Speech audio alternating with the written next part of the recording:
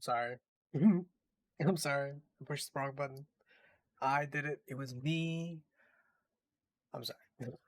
Anyways, we're here now. I'm sorry that some of you are probably getting double notification.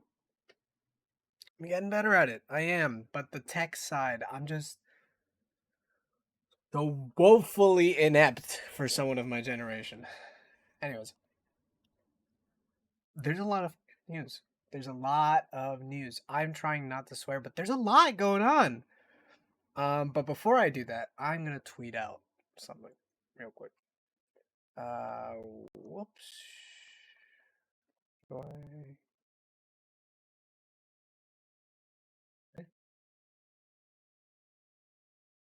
Yes. Frozen. Alright, thank you. All right. So what do I need to do? I need to find someone talking about cinema.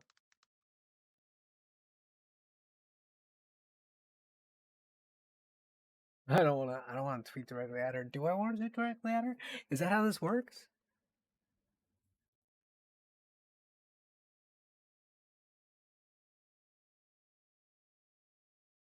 What is this? Independent? Republican idea or is this a Democratic idea? Is this liberal or is this conservative? What? That's not how Arizonans think. What we think about is what's right for my family, what's right for my community, what's right for my Oh. future. There's nothing better than waking up in Arizona.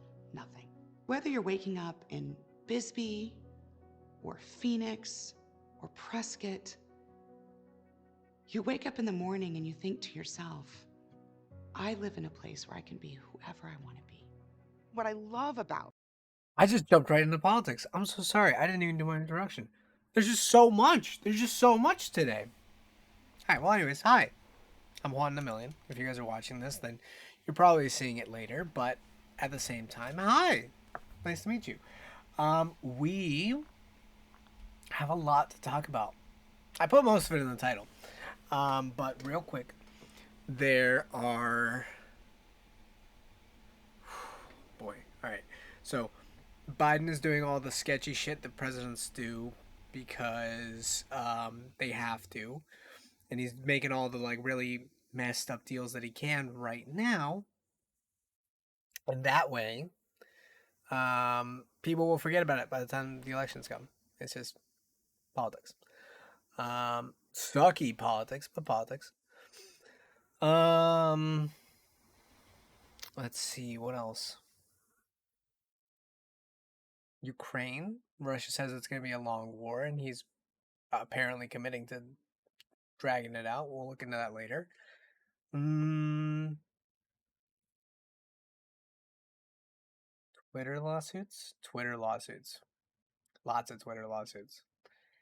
Class action lawsuits, to be sure. And Sinema is leaving the Democrats, which is what I want to see right now. serving is that I get to hear from Arizonans day in and day out about what's working in I'll probably have Washington, to do that again, or but more frequently, it's nice what's practice. not working in Washington.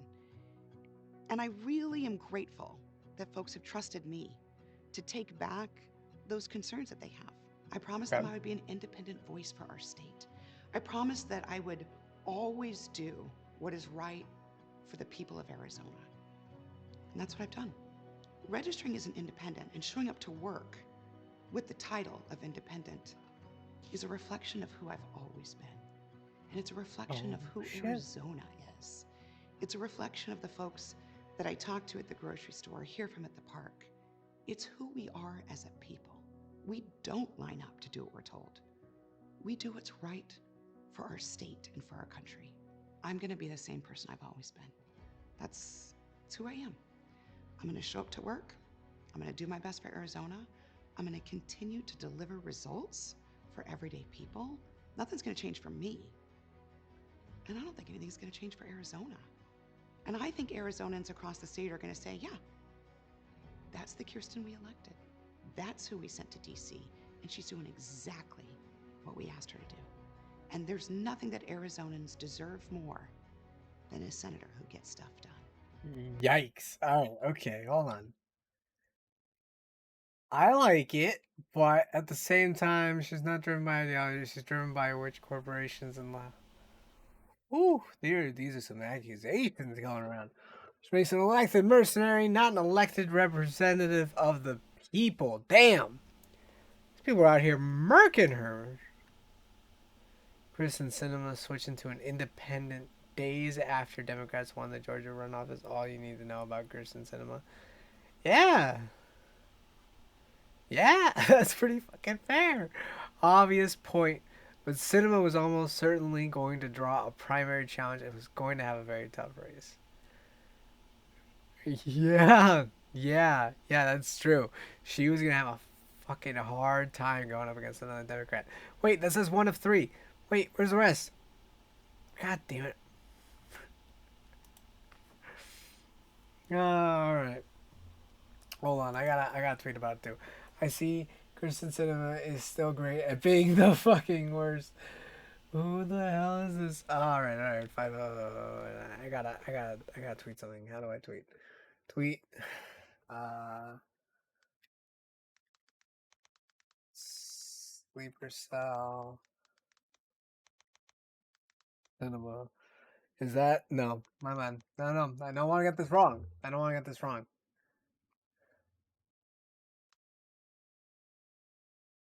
Is this? Is this not a hashtag?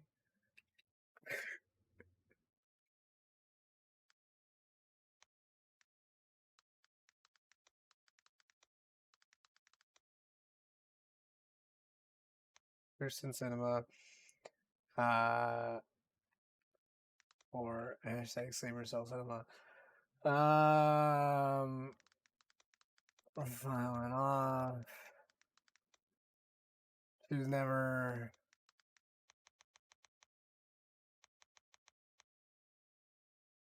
She was opposed to most of the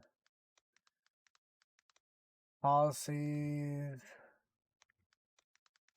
the last 2 years and responsible for all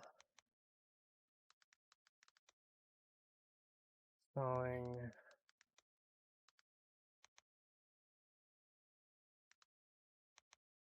funds policies at every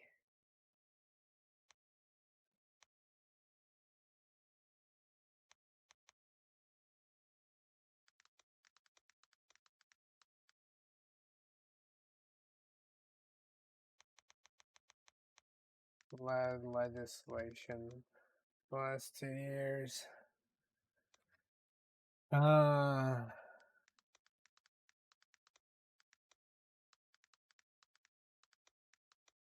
is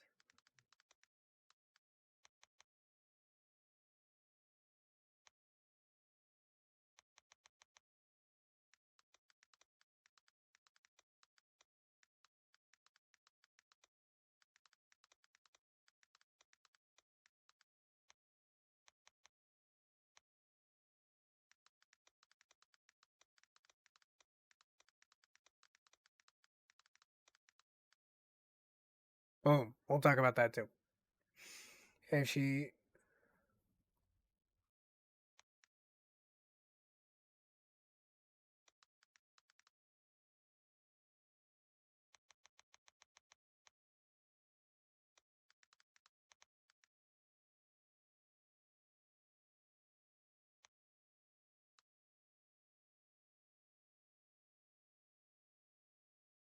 if she had switched to independent earlier, she would. What? Oh, English. Sorry, grammar. She. Ooh, God, I gotta get Grammarly or something. She had switched to independent earlier. She also she should also have run in these past elections. I didn't need the two at the end. That was my. She should also have run in these past elections. Yes. Been.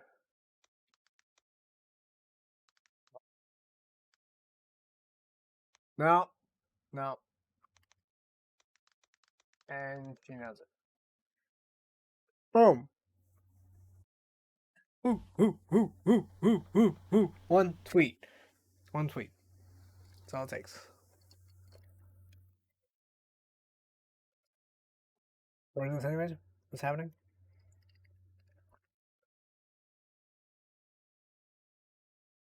Oh my god. I didn't. I just sent that out into the void with a fucking hashtag that no one's ever seen before. I should have at least thrown another hashtag on there. What's this? Number of Arizonans and people like me just don't feel like we fit neatly into one party's box or the other. And so, like many across the state and the nation, I've decided to leave that partisan process and really just focus on the work that I think matters. This is not a split second decision. This is not something you choose to do one day out of nowhere. You were definitely thinking about this before the elections that just happened a few weeks ago. You could have said it beforehand. There would have been an election. Then people would have gotten a choice. You're just choosing to be independent now so that you can balance out the House or the Senate. To Arizona into our country, which is solving problems and getting things done.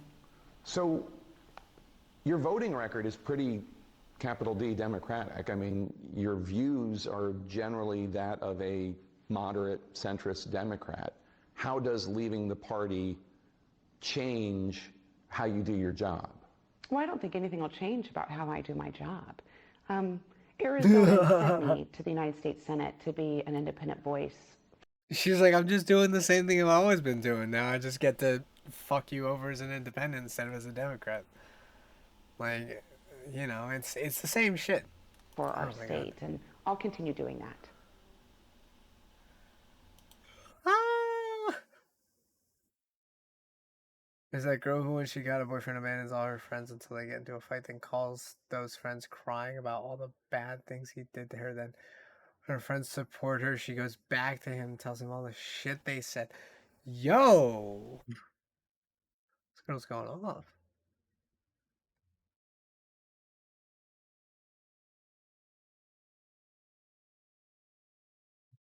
Yes, cake. I just had to join the hate train. I know. Oh, hey, okay, all right. About Kristen Sinema saying so long to the Democratic Party. Well, it's a reflection on the Democratic Party and just how extreme and left-wing it's become in recent years. They've essentially drummed Kirsten Sinema out of their party. Look, we don't agree on many issues, but I've told her over the last few years that if she wanted to dip a toe in the Republican Party's pool, we'd be happy to have her jump in with us as well. I don't know. I haven't talked to her this morning. Look at that. She's literally just standing with the Republicans. Since this news has been breaking, I knew this was something that might happen, but I would just tell her that if she wants to come over and join us, we'd be happy to welcome her.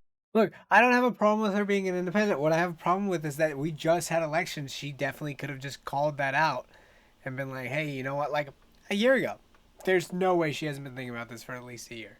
There's no way that after literally everybody calling her out on every single platform saying that she was stalling all the progressive parts of the legislations. Like, yeah, there's no way she didn't think about this for at least a year. Our party, we're a big tent party. We have everyone from Susan Collins to Ted Cruz in the Senate with us. What? Did I just exit that out? Let's just say, don't have that degree of diverse viewpoints and don't welcome people who dissent from their party line, kind of like we saw in the Twitter story as well. So what's your gut tell you this morning about? All right, okay, that's just gonna repeat. So what? So they don't.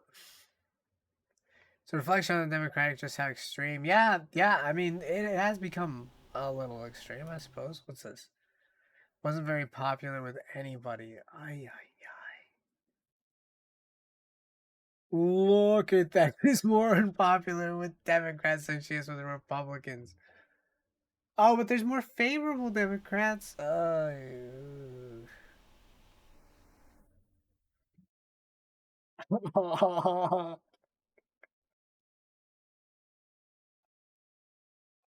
never been so called out before in a chart.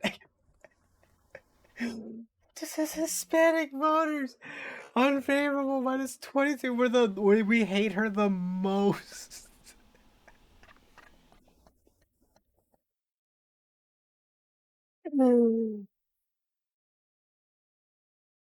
I don't know. Maybe her being more honest is gonna help me like her more. I don't know. It's wild. Oh my god. I can't believe it. What's this?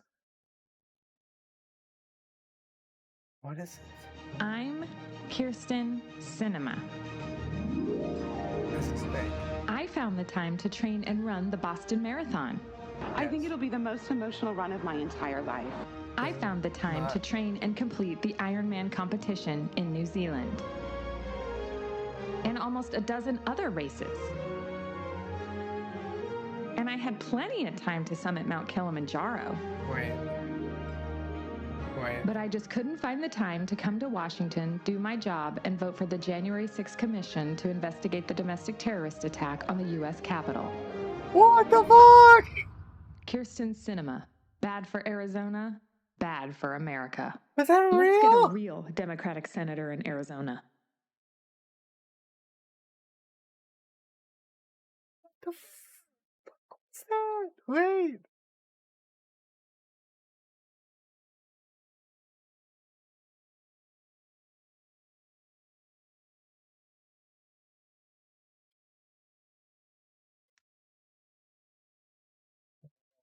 Gonna comment it.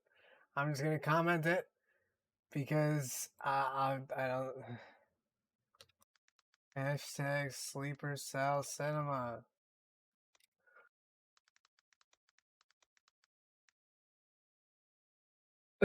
I'll spread it myself. All right. Anyways.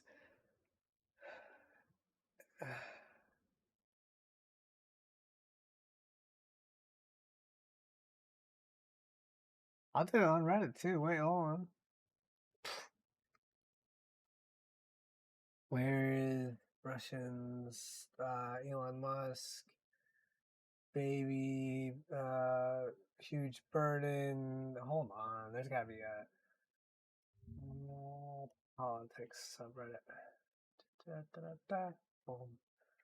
/r/politics. I'm gonna jump into it. I knew it. Comment.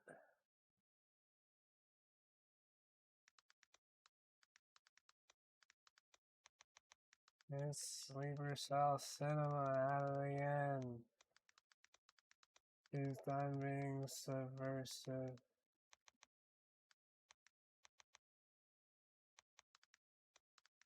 The cover was blown a long time ago, but she couldn't risk it in the midterm elections. Why she announced it now, and she's hoping no. No, never mind. That's why she announced it now. To obstruct in the open instead of trying to play nice.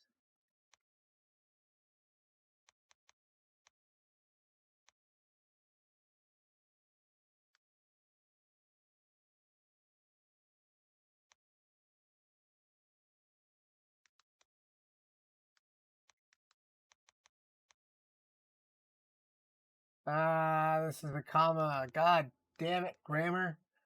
My arch enemy. That's why she announced it now. There's nothing we can.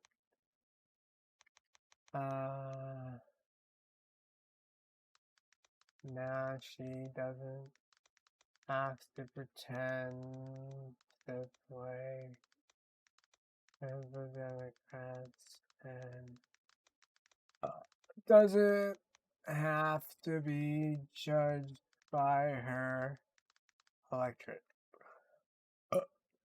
Comment. Boom. Sleeper Cell Cinema. I'm telling you.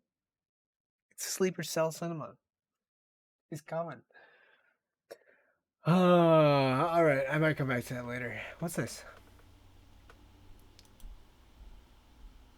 Class action lawsuits against. The Associated Press? We have now filed 4 class action lawsuits against Twitter related to the horrific experiences that these employees have been put through. Elon Musk has, every day, it seems like, figured out a new way to trample on workers' rights. And then we filed a case on behalf of What'd he do? disabled employees.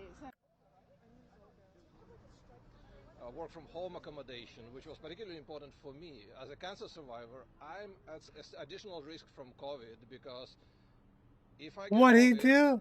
and my cancer returns, I can go back to chemo. And Oh, signing shit! off going into cancer treatment is essential. It's basically a life or death situation. Buying this company seems to have been a bit of a toy for Elon Musk, the richest man in the world, but there are people's lives at stake here. There are people's livelihoods. Real people were impacted by these decisions. It's very important for Elon Musk to realize that he may be the richest man, but he is not above the law, and the law in this case is clear. We did analyses of the data of who got laid off on November 4th and found that 57% of women were laid off, while 47% of men were laid off. More women engineers were let go than male engineers proportionally. And, so we're feeling pretty strong about these claims of sex discrimination, which is...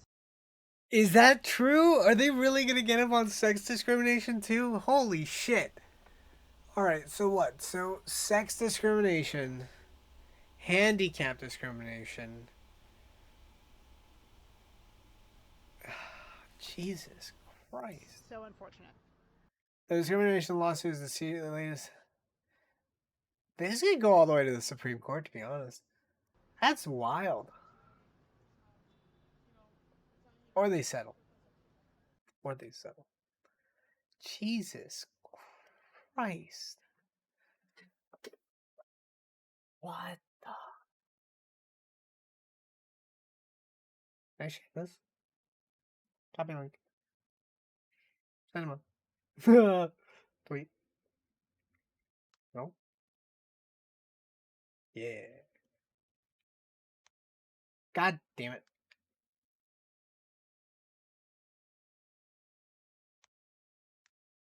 Now you know what?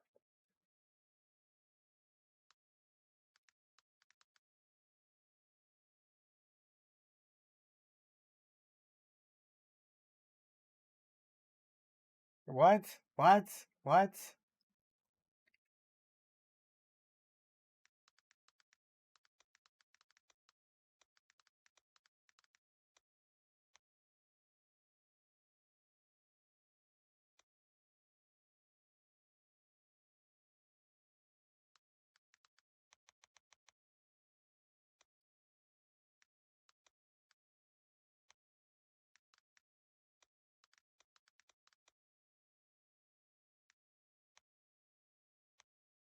Is this the hashtag end of Twitter? No.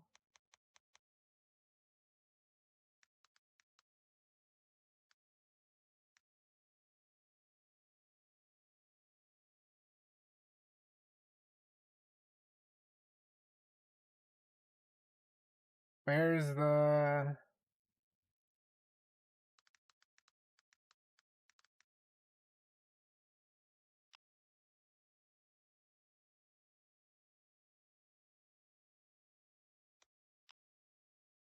Jesus, what the hell was that?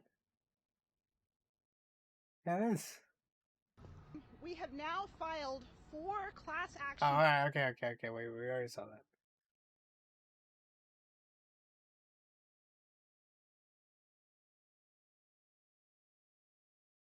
What?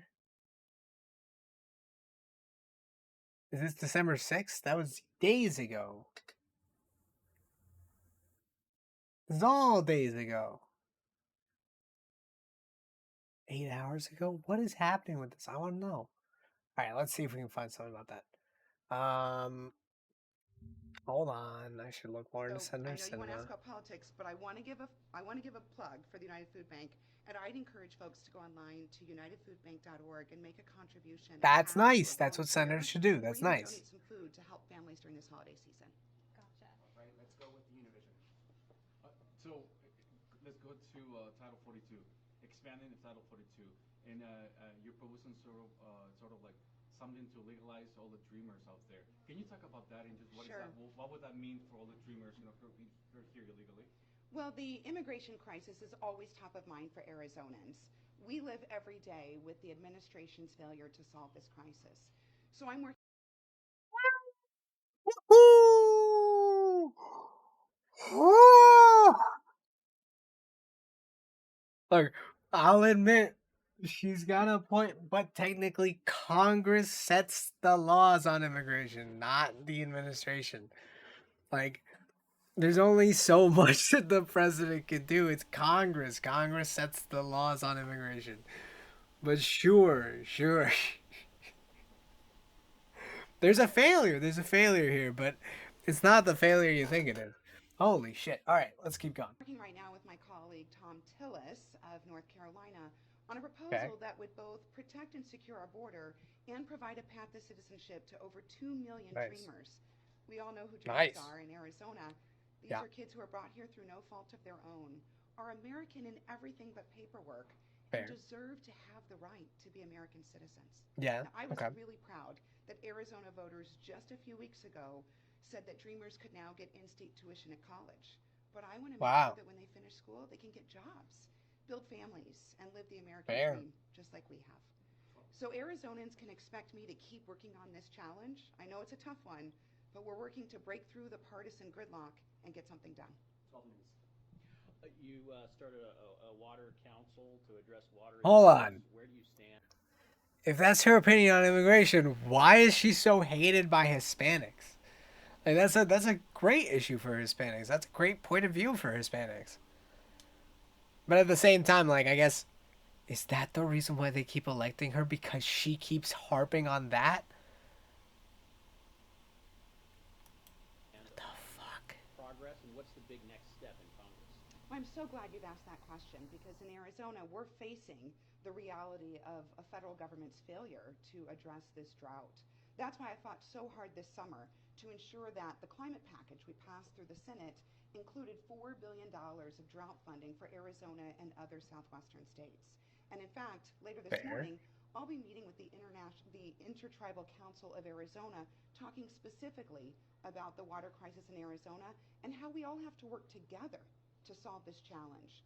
Folks can count on me to keep pounding the drum in Washington, D.C. about Arizona's needs, and they can expect me to work in tandem, not in competition, with my colleagues from other states to solve this problem. And to the origin of that issue, what more can you do to send the message in this country about the need to de-escalate our reliance on fossil fuels? Yeah. You know, Joe, this is something I've been talking about a lot in Washington. In fact, I expressed my surprise this summer when some of my colleagues put together a historic climate package and didn't include any water funding or even acknowledgement of the drought crisis we face.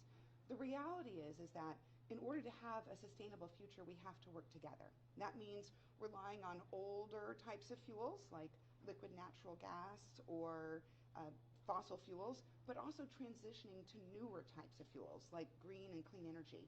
And of course, in Arizona, we rely on hydropower as well, which is generated from water. So all of these issues work together, and the reality is we can't solve this challenge unless we do it together, not fighting. What is your position on the... Okay, all right. So what I'm getting here is Arizona has a water problem. And they do. They have a huge water problem. They literally are running out of water. But did she really hold up the aid package just for that water? Is it because they weren't giving enough, or is it because they weren't giving any? Because that's a fair point. Like Arizona, California, and a bunch of other states down there need water. They're running out. Nevada. You know what? I'm glad that she became an independent. I think she can be more honest, and I think she can push forward like that. Connection between fossil fuels and climate change. Well, I think everyone knows that there is an absolute connection.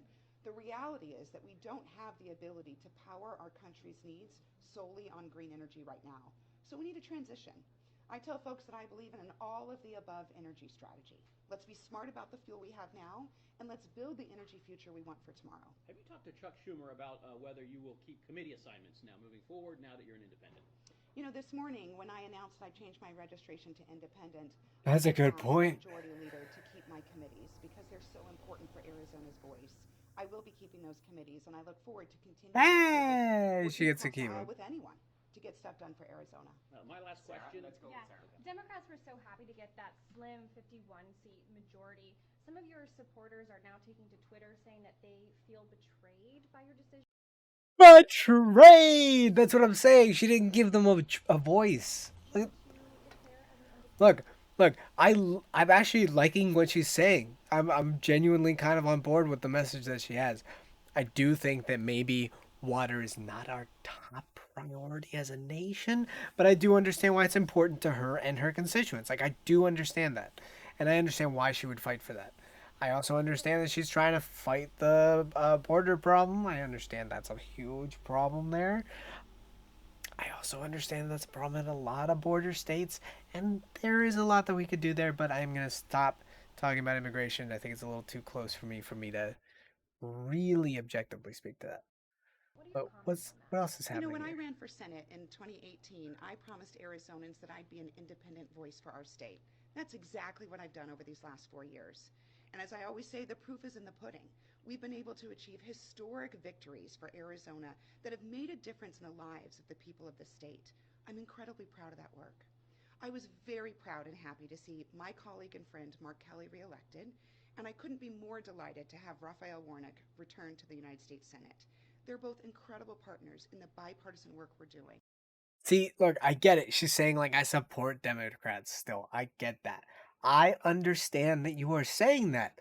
What I am saying is that you had an opportunity to announce this before these elections and give your constituents a chance to reassess whether they wanted you in there as an independent versus a Democrat. It's happened before. This is not the first time that someone has changed parties halfway through, and they have decided on occasion and not on occasion for a very specific purpose whether or not they're gonna, let their constituents vote about it. And I think that's My stand robbing today them of a voice. is about joining the many Americans and lots of Arizonans, in fact, the majority of registered voters, who don't believe that any political party fits them perfectly.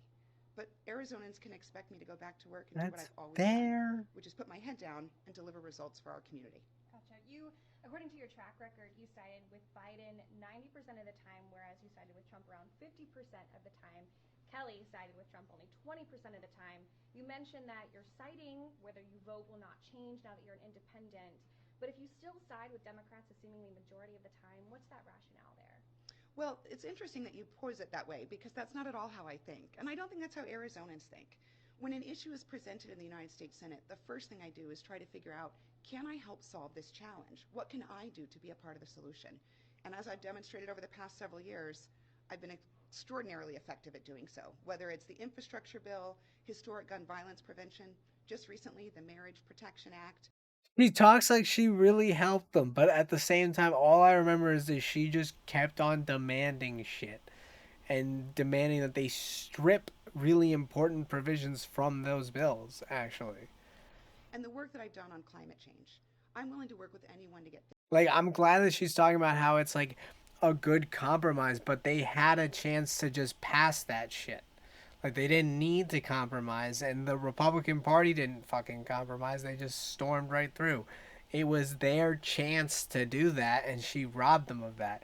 And technically, I guess they have a chance to do that now, but he just has to make it difficult. things done. Like, all right, technically now what that means is Joe Manchin is the only one stopping the Democrats in the Senate from passing any legislation they want. the House of Representatives is more complicated, so it will probably be nearly impossible to get anything through. But anything's worth a shot. And so Like, I don't think goddamn. about issues as being Democrat or Republican. And I don't think Arizonans do either. So I'm I I understand why you want to say that, but they are. They obviously are because they have to be because of the system that we made. Ah, trapped in a nightmare. not really paying much attention to people's lists or how they rank things. What I'm really focused on is how I can deliver results for Arizonans. Last question to Univision. How can you deliver results for Arizona? If this immigration reform gets passed or goes, gets forward, what will happen to Title 42 after 1 year? Well, the proposal that Senator Tillis and I have proposed would allow Title 42 to extend for 1 year while the administration stands up the reforms to a I gotta be fair. I gotta be fair here. So hold on. U.S. Congress.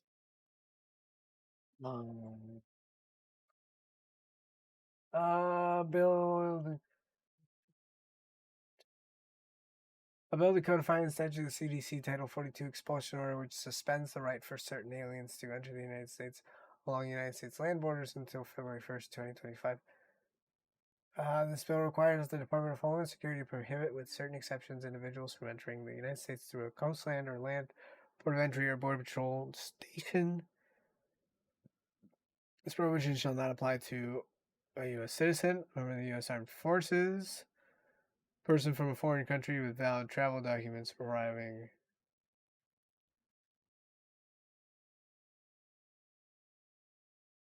So what this is saying is no refugees, is what it's saying. Like, no. There is one summary for S. No, no, no. That's not what I want. Nope, nope, nope, nope, nope. Here it is. All right. On March 20th, it is Center for Disease Control pursuant to suspending. Oh. Temporary extension.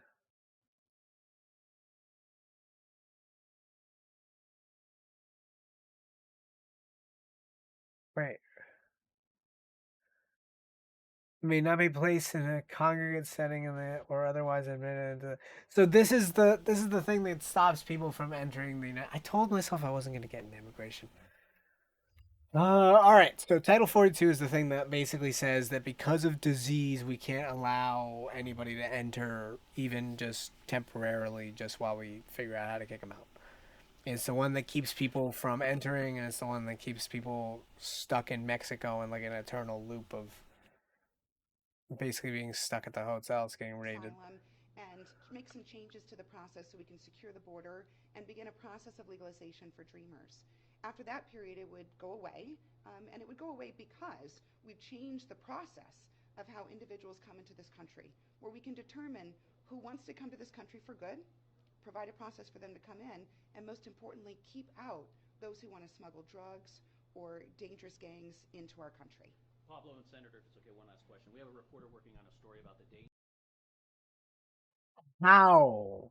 Information is how, actually, technically. If you beef up the information sector, you could theoretically spy on every single person that attempts to do this, and you could theoretically fund background checks into every person that applies, and every person that arrives could be scanned and background checked and everything else. Like, it'd be much easier than I am actually making it sound, because it would cost a lot. It would cost billions? Cost billions, probably. But you could set it up, and it would scan everybody that shows up at the border, and they would just automatically know any kind of thing that they, needed to. It'd connect to a bunch of different government sites. Like, you just have every wanted list for the surrounding countries. We could probably get every wanted list in the world if we really wanted to. Rhetoric we're seeing in our civil discourse today. DHS put out a warning related to all kinds of demographics who are at risk. What do you observe level of our rhetoric and the tone it's been taking in the last couple of years in What politics? is? Joe, I think that question is incredibly important. And it speaks to why I think it's important for me to stand proud as an independent and say that I will not be a part of what I consider to be an escalating tit for tat. The angry rhetoric, the desire to get one over on the other party, the desire to punish each other. Everyone knows I don't function like that. And I think that good people who have different opinions can get along and work together. I've demonstrated that over the course of my career, and it's returned real results for Arizona. So folks have heard me say this time and time again. We should lower the temperature. We should remove the partisanship. We should try to solve our country's problems with unity, not with division. So I call on all individuals, regardless of their political affiliation, to seek to find understanding and caring for each other, rather than to escalate political rhetoric, to engage in this name calling, which is Notifications. leading to some What? dangerous behavior. Thank you. Hey. I really appreciate that question. Thank you.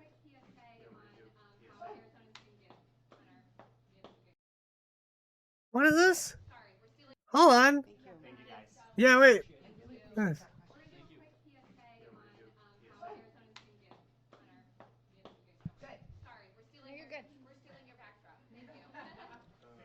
And then a PSA. Oh, that was kind of cute. All right.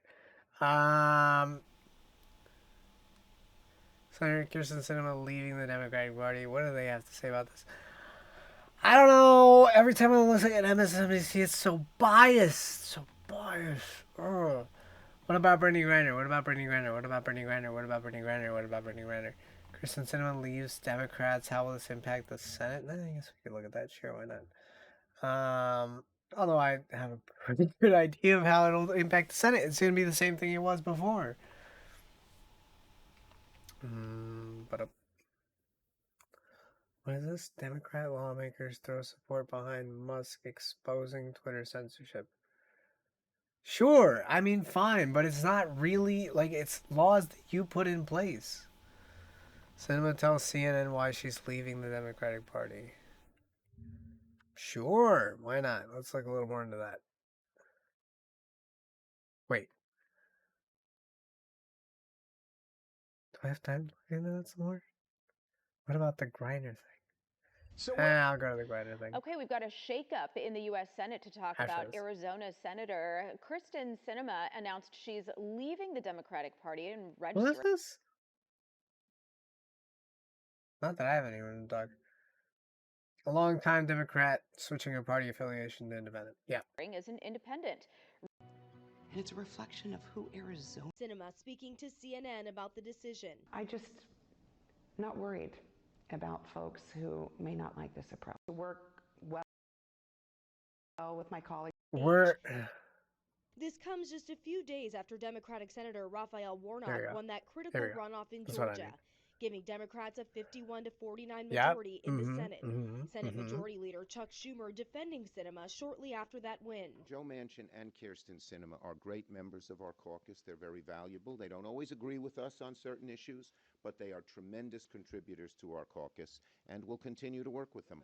Though Sinema's decision won't change the balance of power, it will give Democrats less breathing room. Sinema saying she won't caucus with the Republicans, but has declined to explicitly say she will do so with Democrats.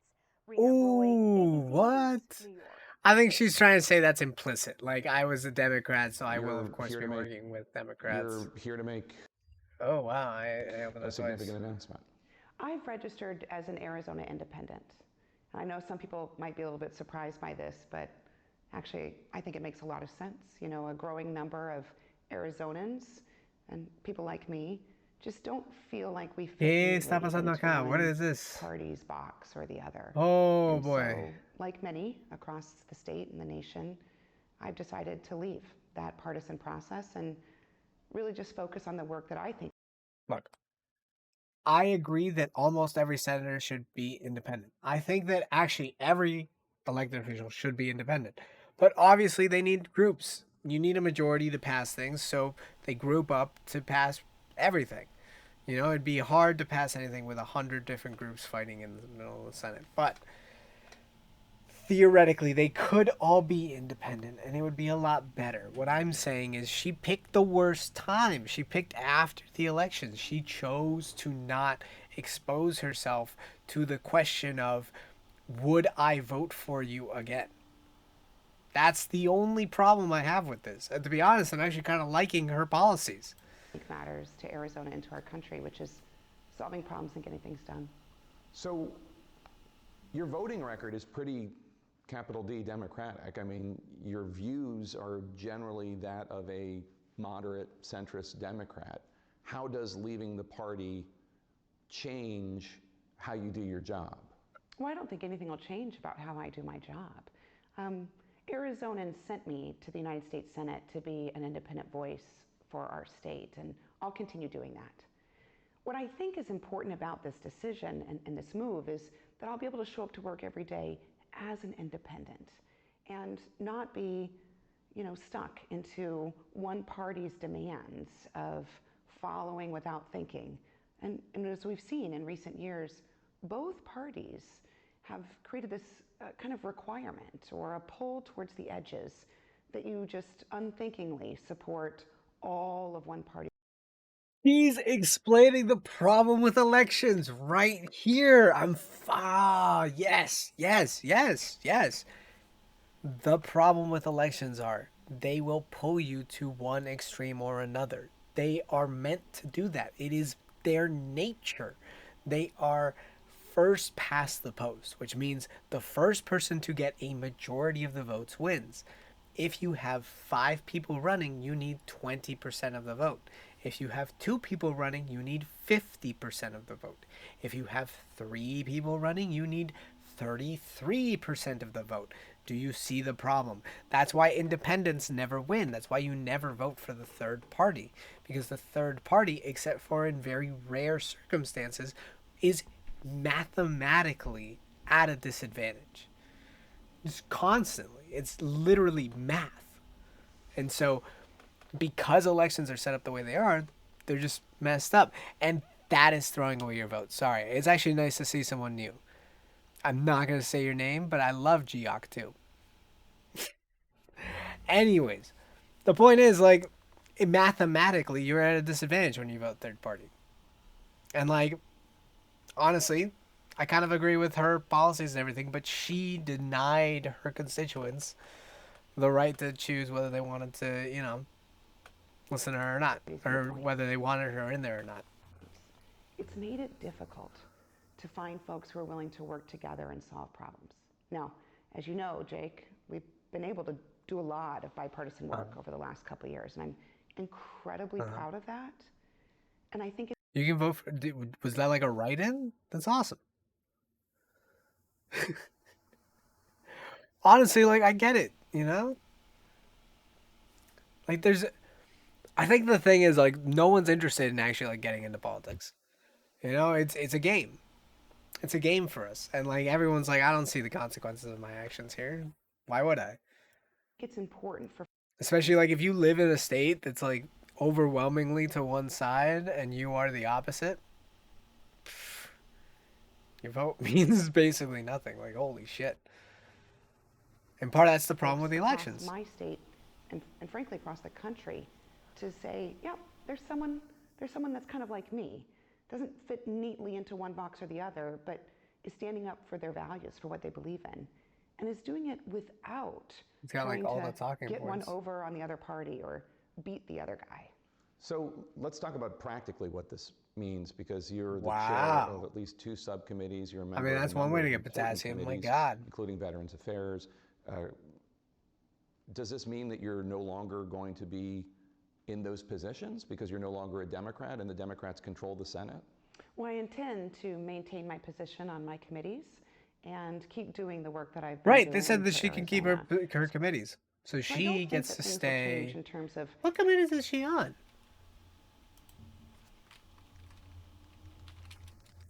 Committees. Boop. Yeah, I can contact her. She's on that Homeland Security and Governmental Affairs, the subcommittee of government operations, emerging threats, national security, international trade and finance, securities, money. She's involved in all the business shit. What the hell? Like aviation, safety, operations, innovations, communications, media, broadband, tourism, trade, export, promotions, space, and science. And Veterans Affairs? Actually, that's fair. There's a lot of veterans in Arizona. That makes a lot of sense. She's the chair of the... Okay, so she's only the chair of these two. Subcommittee on Government Operations and Border Management. Okay. Subcommittee on Aviation, Safety, Operations, and Innovations. Really? Really? Okay. Wow, her website comes in Spanish too. The work that I do in the United States Senate.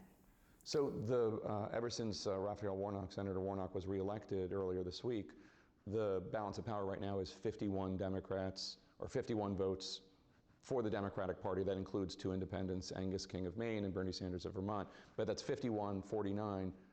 What you're doing today doesn't change that? It's still basically going to be 51-49? Well, I know you have to ask that question, Jake. Yeah. But that's kind of a DC thing to worry about.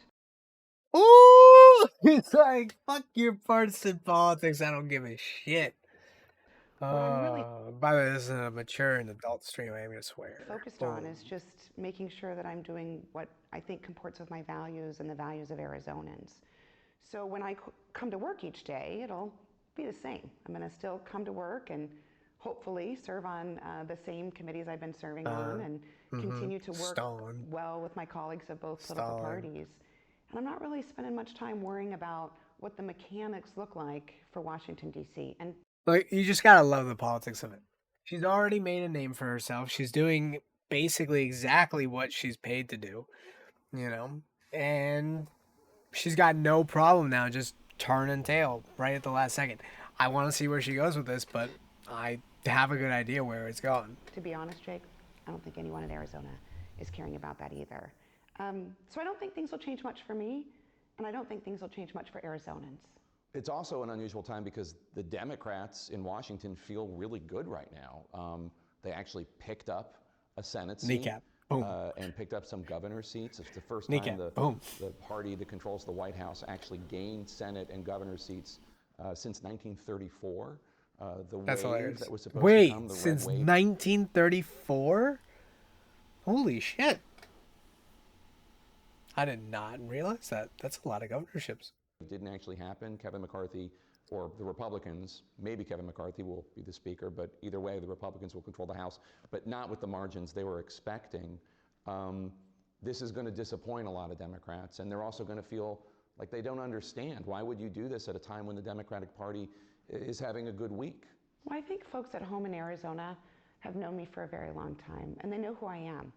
I've always been someone who is focused on getting things done.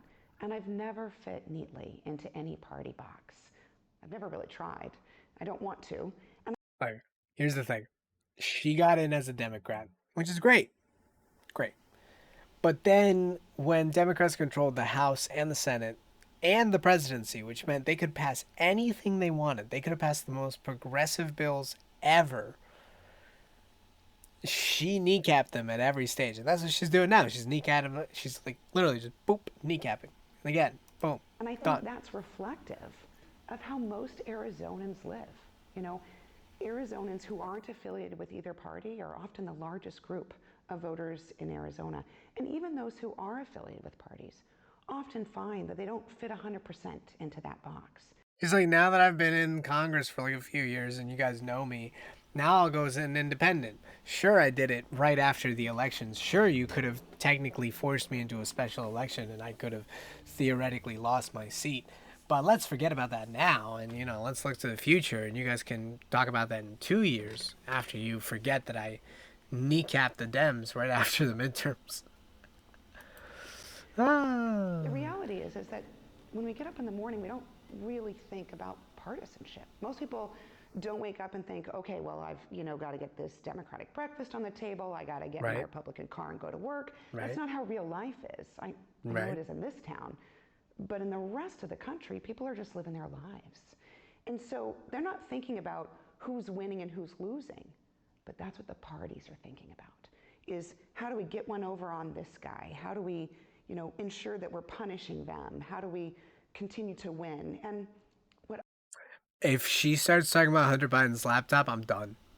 I'm done. I'm dead.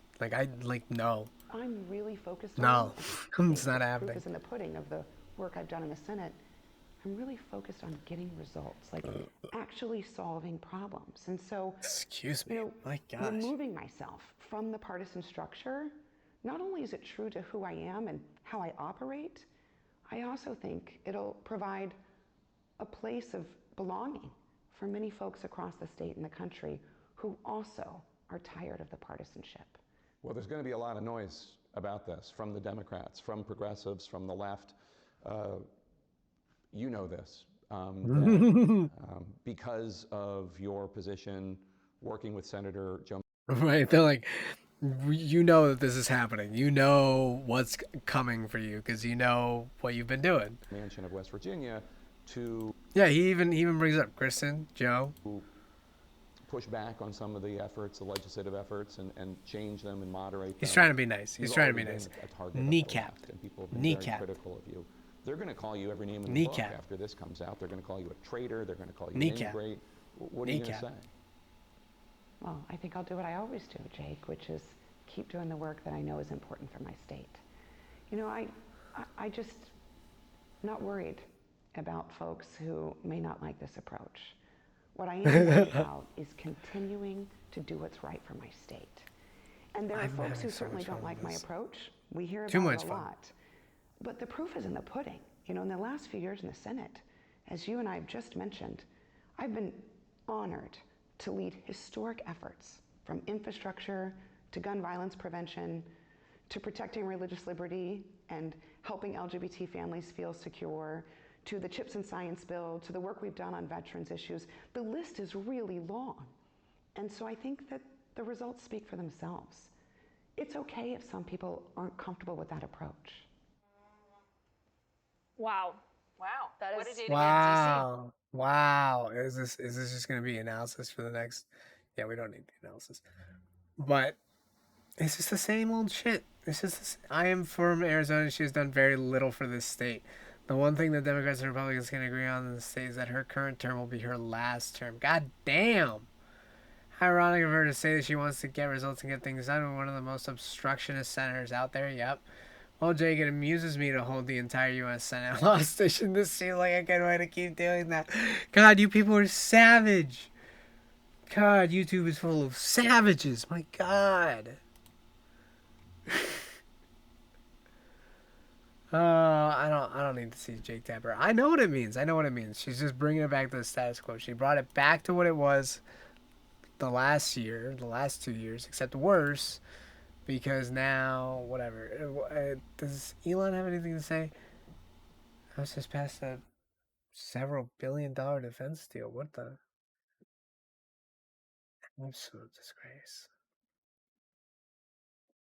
What? What? Right now? No, yesterday. What? Increasing the budget for inflation is a lousy excuse. Yeah. Yes. Yeah.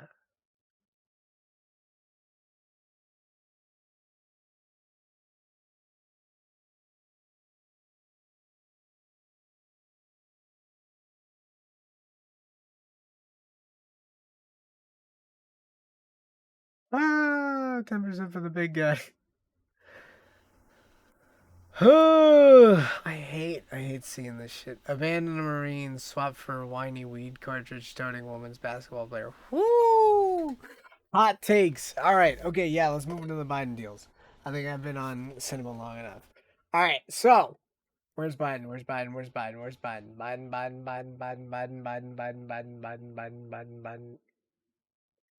I'm so sorry. I know if I keep saying that long enough, it'll just echo in your head until it sounds terrible. All right. Let's see. ABC News national security and defense analyst Mick Mulroy joins me live now, along with ABC News contributor and USA Today columnist Christine Brennan for more. Christine, what are you hearing from Griner's inner circle now that she's finally back in the U.S.? There's great joy, Diane. Obviously, she's on U.S. soil again. That's even better news than they had 24 hours ago. So we're getting the mainstream media version, the ABC version. Let's see all the sides first. And I think there's great relief when the WNBA commissioner, Kathy Engelberg, spoke to reporters yesterday. She talked about the team effort, the WNBA, working with Brittany's lawyers, obviously, Sherelle Hey, how's it working going, with Yuri? NBA players, getting those NBA players to speak up. And the WNBA, I think, feels terrific today that they, as a league, did something that very few leagues would ever do, which is have a full-throated, wholehearted effort, public relations effort, if you will, to keep Brittany Griner's name in the news month after month after month. You know, the conversation early on. I'm watching this little raw coup d'etat. Wait, what was it? Quid pro quo. This little quid pro quo going on. A little tit for tat. Little, you give me this athlete, and I'll give you this merchant of death. What's happening? What am I looking at? We had it, and others had it, was if this were a top male athlete. Right? Like, you know, you gotta make some trades here and there. Look, I'm not saying that she's worthless. That's terrible. That would be an awful thing to say. What I am saying is, I think the Merchant of Death might have been worth just a tiny bit more than just one athlete. Yeah, you know, you know, they keep talking about this Marine that was there, and I get that. Yeah, the Marine's probably not a great person to have there either, but like they must have like at least one other low person there that you could have just kind of snagged too. You know, like I don't know. There has to be some kind of dum-dum that just kind of got stuck there by accident. Like, would have been so easy, and like, it just sucks. But here's the trick, and this is what Biden's counting on. This is the sneaky, sneaky politician play. You should do the most unpopular parts of your presidency directly after elections. Like immediately once you are elected, you should do the most unpopular thing that you are going to do. Like, the thing is, this goofy bitch knew THC. Yeah, everybody knows THC is illegal in Russia. Come on, man. Like, no, like it's worse than that. Like, Russia is literally known as a country that like does not get along well with the United States, and the United States warns you before you go there, do not go there. Like, it'll end badly, and we cannot help you if it does. You know, and like this girl just walked in there. Of course she did. Like, of course she walked in there because she, you know, she's an athlete. She likes to travel. She likes to whatever. Didn't realize, or maybe did, and was dumb enough to just kind of keep it on her. Doesn't really matter. The point is, she went to a country that like we notoriously tell people not to go to with something that is notoriously like something you need to be careful with, and got herself fucked. And like, yeah, I get it. I'm so glad she's home. Like, that's awesome. That is awesome for her. But we traded a notorious like gun dealer. Like, his job is to go into places that people don't want to go to and sell them guns. Trucks and trucks and trucks of guns. Planefuls of guns. I don't know about the planefuls. That might just be Hollywood. But like, still, like, guns out the wazoo. Like, what do you think they're gonna use them for? They're gonna sneak them into the Nazis in Ukraine. This would have been. Anyways, point is, what the fuck was my point? I lost my point. God, Ukraine, ladies, merchants. You do the least popular thing that you are gonna do as president right after elections, because in every single class that they might ever tell you about politics and elections and whatever, you should know that it is not what have you done for me? It is what have you done for me lately? Nobody gives a shit until it comes to election time. And then that's when you suddenly have to be like, hey, remember that time when I was like, blah, blah, blah, blah, blah. And you get people to forget all the bullshit that you did. So he's making this awful trade.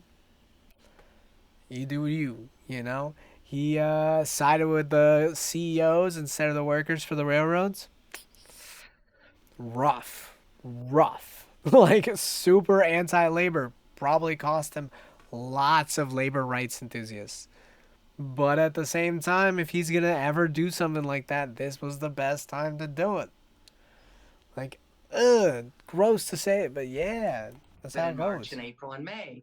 Of course, like LeBron James, Tom Brady, what have you. Well, the WNBA players took care of that and elevated Brittany Griner's name and made sure that people didn't forget her. So I think they're celebrating it with, and also understanding that Brittany has a potentially long road. They talked all about the mental health evaluations, the physical evaluations. No one is pressing her to do anything right now in terms of coming out, talking to people, doing any media. Just, be calm.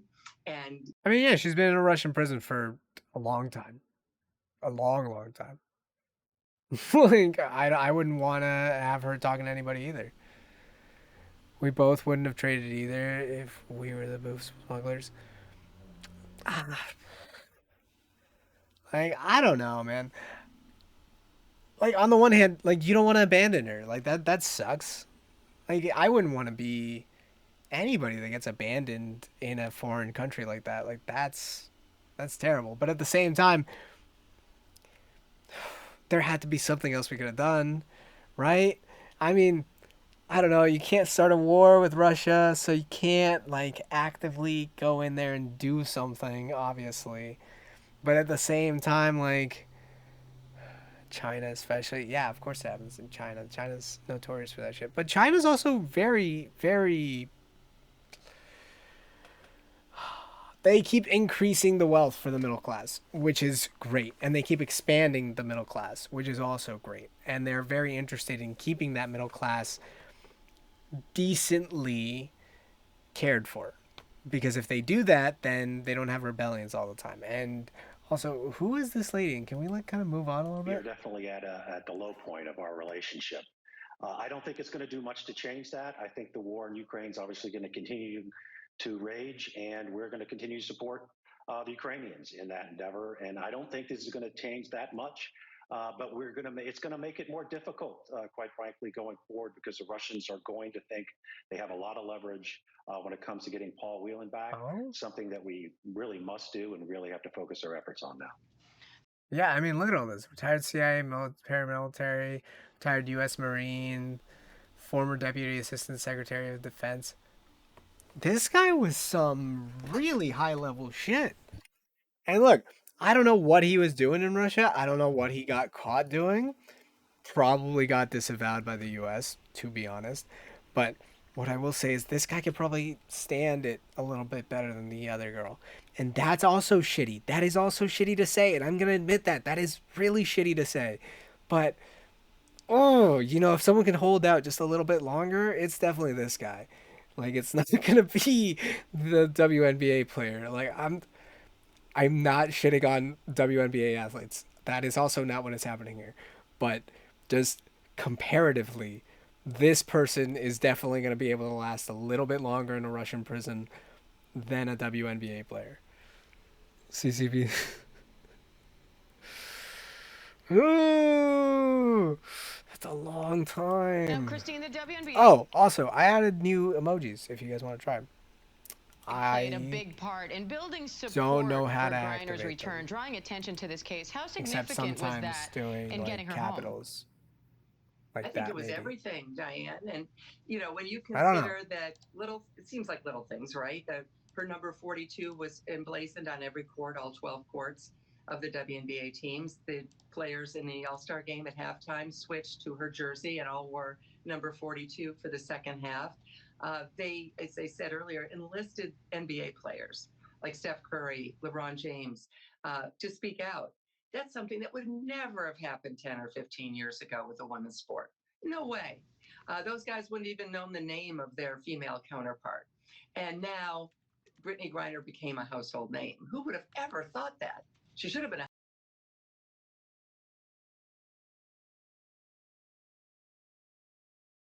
I think I need to replay that.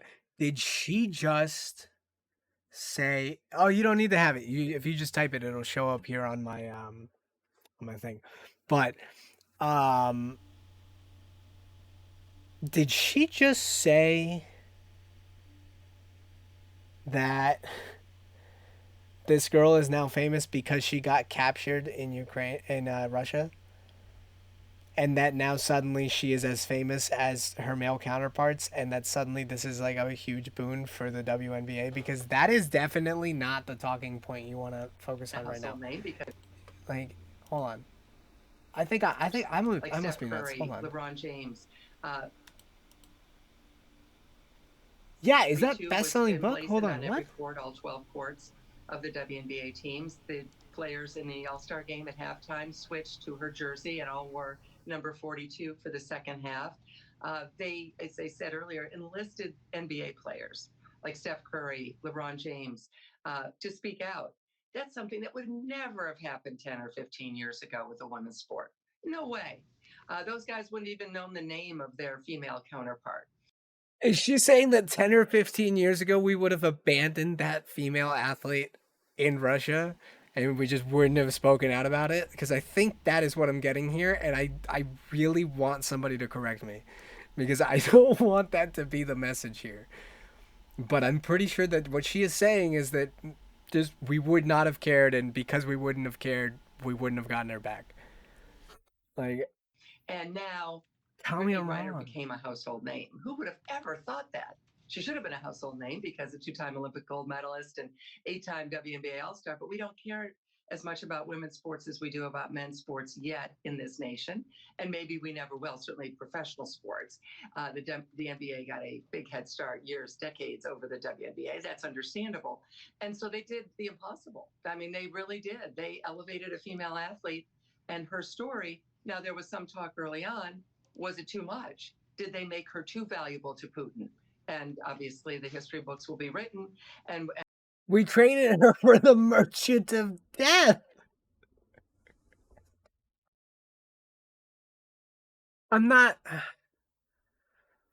I don't know what to say about that. Like, obviously she shouldn't have been kept there, but maybe there was a way to have settled this where her name did not become a massive, big deal, and we could have talked it out quietly and maybe just quietly, I don't know, could we pay them? Is that something that we would have done? Would we have paid them before this?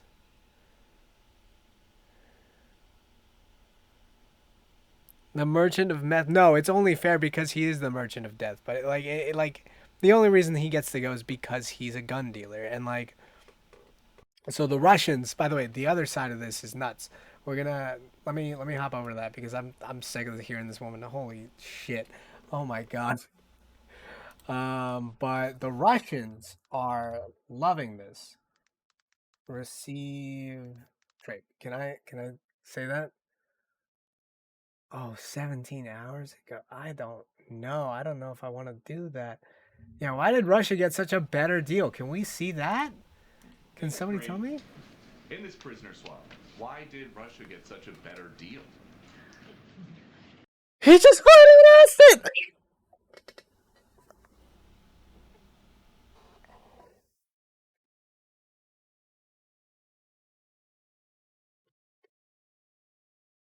Whoever hires that man, like, oh my god, he needs a raise. Holy shit, I can't believe he just flat out said it. I thought they were gonna have like some tact about that. Oh my god. Okay, all right, I'm ready.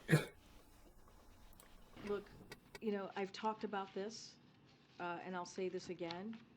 Here were our choices. Our choices was Brittany or no one at all. Bringing home one American or no American at all. And that's gave up a professional athlete. We gave up a prolific arms dealer who was convicted of trying to kill Americans, who was called the Merchant of Death. The professional athlete is also an American citizen. So let's not forget that. Who deserved an American citizen, and so and I've explained how the Russians have illegally treated, totally illegitimately treated his situation. I've been very clear on that. We've laid that out for you. And again, the president felt that this was an opportunity to bring Brittany home. He is going to continue to do everything he can to bring Paul Whelan home, just like he did with Trevor Reed, just like he was able to. What is? Let's not throw out accusations. What? Because she looks like the lady from that one show. No, come on. Besides, you can just see a lot of blinking, which just means she's probably a little nervous. To be honest, that is a hot question. Like that is a hot question. Like that is gonna, that is gonna sting. Holy shit. Secure Trevor Reed's release. How can you say that he's going to do everything that he can if he said just a few days ago he's not going to call Vladimir Putin until further notice? We were able to do this through different channels, right? We were able to do this through different avenues, folks from the U.S. government that were able to make that negotiation, have those conversations, and secure Brittany's return. So we have been able to do this, and the president has been committed to getting this done. We are still working to secure Paul Whelan Look, here's the thing. I understand what she's doing. She's got a list right in front of her. She's got a list of talking points, and she's trying to stick to them. And she's kind of got like pre-prepared responses for this. But that is a really, really valid question. She's kind of just skirting around the whole issue. Like she's talking about how like it was so difficult to set up and how it was really, really, tricky and difficult and everything. But like, we're all having to ask ourselves now, like, how much is one person worth over another? And that is such an awful question. Like, oh my God. This time we were not able to make that happen, but that does not stop us. That will not stop us in making sure that Paul returns back home safely to his family. And just one other topic. You've said a few times that you really can't talk about communications between the Biden. Look at all these texters. I mean, I know that that's their job. I know they're probably posting right now, but like, oh my God. Campaign and Twitter. So you're just gonna be free in Russian now. So we'll get to that. Victor is gonna get there, and then he's going to. If he hasn't gotten there already, he's basically being received like a hero. He's the Russians are saying that they, especially in the middle of all this, what they're saying is we never forget a Russian. Because what they see is that Ukraine is full of Russians and that it is Russian. So what he is saying is we don't forget our Russian pals. That's why they're in Ukraine, to liberate Russians that are in Ukraine. I'm not saying that that's fact. I'm just saying that's the justification. And Victor's essentially coming home to Putin being like, hey, we never forget a Russian. And there's like 20 plus years of Russian politics where like politicians have just been asking for this guy to be freed. And he is finally coming home. So he's going to just hold it up as a huge success. And then probably put him to work, to be honest. Who is telling you that that's off limits? I've already had that conversation with you, with your colleague, I believe yesterday. I've already addressed this multiple times this week, so I don't have anything more to add. Again, all week. Don't have anything to add. Look, the real problem is that what is this? I'm so scared to click on that. Look, the real problem is like, yeah, the justification is very, very similar to Hitler's justification. And yes, it is kind of World War II-ish to, invade a neighboring country, declaring that a certain land is full of your people, not their people, and blah, blah, blah, blah, blah. It's expansionist. It's what borders are. the real thing that happened here is that the UN was supposed to be a governing body that would handle these things, but it proved to be ineffective repeatedly. And instead, most wars ended up getting solved by bigger powers either putting in money or troops to settle things on a global scale. And now we're trying to figure out like just how far they can push it. And it's sadly a lot. I mean, Ukraine is literally without power right now. Actually, we are probably going to get to an update on that. Right after we get into the Russians. I got to see. There's video of it. I know there's video of it. Come on, like he has to be there by now. Is it because I wrote Russians receive trade? Is it angry at me? Does it not like that? Is it? Oh, that's cute. They have like an actual video of her. Paul Whelan. Come on, you gotta see.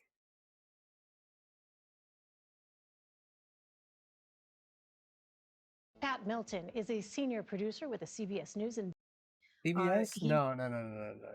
Come on, I want to see Victor coming home. All right, hold on. Maybe if I type in Victor, Russian arms dealer. Oh yeah. Filters last hour. Let's see. Paul Whelan remains in U.S. prison. Yeah, he does. Whoops. The right is melting down. Can't I see the prisoner swap? Is there just no video of the prisoner swap? Maybe. That might just be true. If you guys find it, you can link it. Do we really?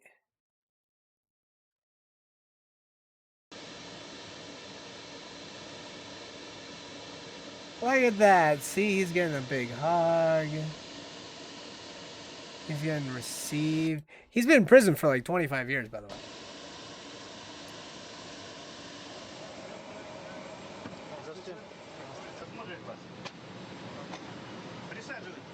So this is going to be everything that the Russians are going to see on TV today.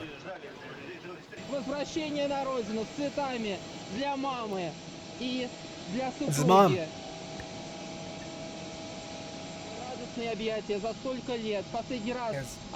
daughter, maybe? His wife? I don't know. They didn't show her, but still. Nice. So yeah, no, he is going to basically get propped up for the next God knows how long. And the Russians are going to use him and say that he is by far like the best thing that ever, the best trade that they could possibly have gotten. And they're going to say that it was a 1-for-1 trade and like, you know, that's how it's going to be from now on. If you guys want one of ours, you're going to have to give us, or if you want one of yours, you'll have to give us one of ours. Trade it back and forth. Well, good morning, Jose. He's referred to as the Merchant of Death. That's the name he's acquired over the years. When you look at his past and in his history, he's somebody who the Justice Party and the Federal Security Service, better known as the FSB in Russia. He's somebody who was arrested in Thailand. Those are the images that you're seeing there at a meeting where he met with 2 DEA confidential sources talking about a significant arms transfer to FARC in Colombia.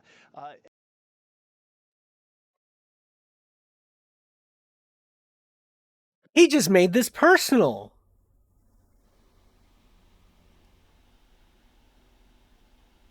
This is personal now. Wait, what the? What? Hold on. Plot twist. What? What? This man was in my backyard. He came from my people. What the fuck? Calm down. It wasn't personal. He just happened to be right next to all your cousins, selling guns to all the people in their farms, taking over the jungles, forcing people to grow coke. Yeah, no. It's not personal. No, it's not personal. No. We traded this man for a WNBA player?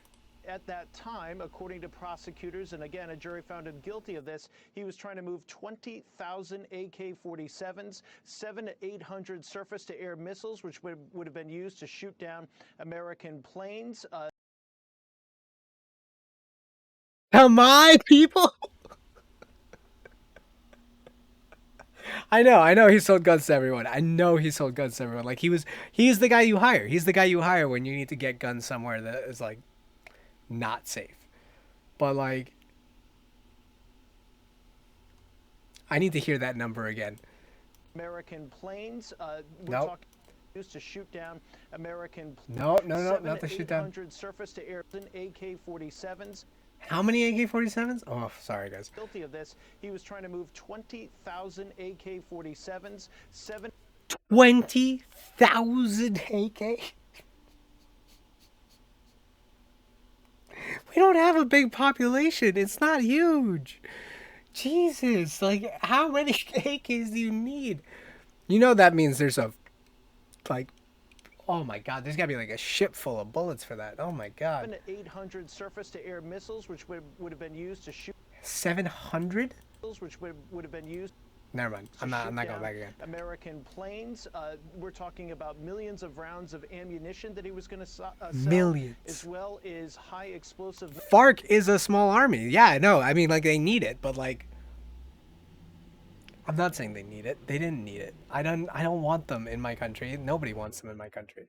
But the point is that the 20,000 20,000 AKs, 700 rocket launchers, like death. It would have been death. Like let's put it this way: we came to a peace treaty recently. They wouldn't have needed to if they had this deal. Holy shit! Military grade C4.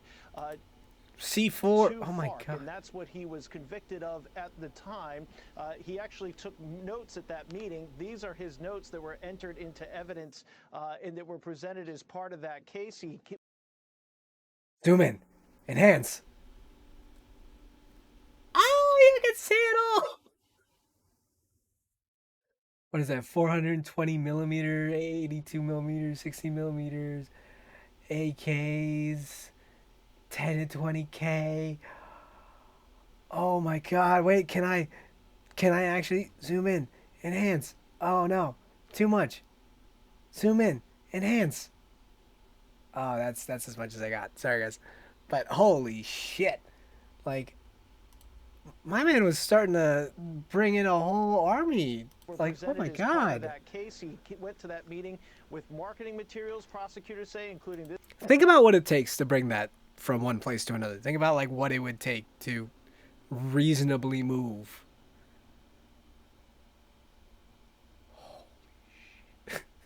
20,000 AKs, 700 rocket launchers, and millions of ammunition. Like, forget the actual guns. Like that's a huge problem in and of itself. But like millions of ammunition. Like you can't take that all at once. You got to take that in small. And here is the thing that I think some of you are forgetting. We are talking about the FARC, all right? La FARC, as we call it in Colombia.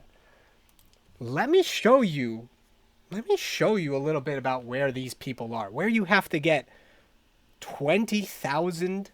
Let's keep that number in mind. Let's see if I can see it.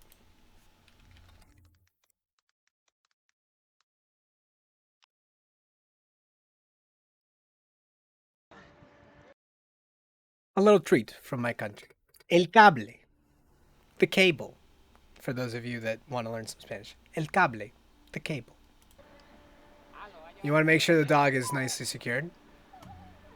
Do not worry. Wait, hold on. Before I say anything, do not worry. Nothing happens to the dog. He is terrified, though. Yeah, he is not loving this. He's not loving this at all. Remember, 20,000 AKs, 700 rocket launchers, and millions of ammunitions.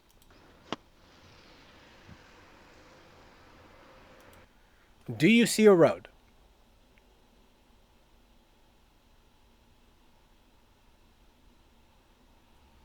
I'm waiting.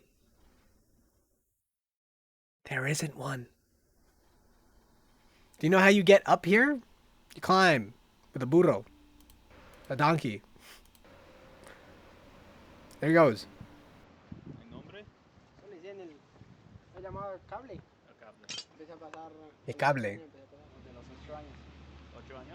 12, 8 years old. 20,000 AK-47s. We traded a man that can get 20,000, like reasonably, he was able to promise that he would get 20,000 AKs into a place like this. By the way, I'm not saying Colombia is all like this, okay? This is not all of Colombia. Colombia has cities, it's modernizing very quickly. There's public transportation, all this other crap. But this is where the FARC are. The FARC are not in the, like, nice areas. They're in the jungle. In places like this.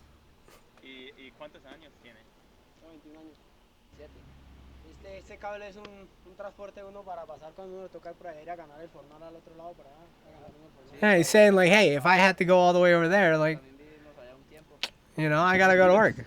Stupid. Don't do this, it's stupid. I mean, it's only like a 60-year-old cable.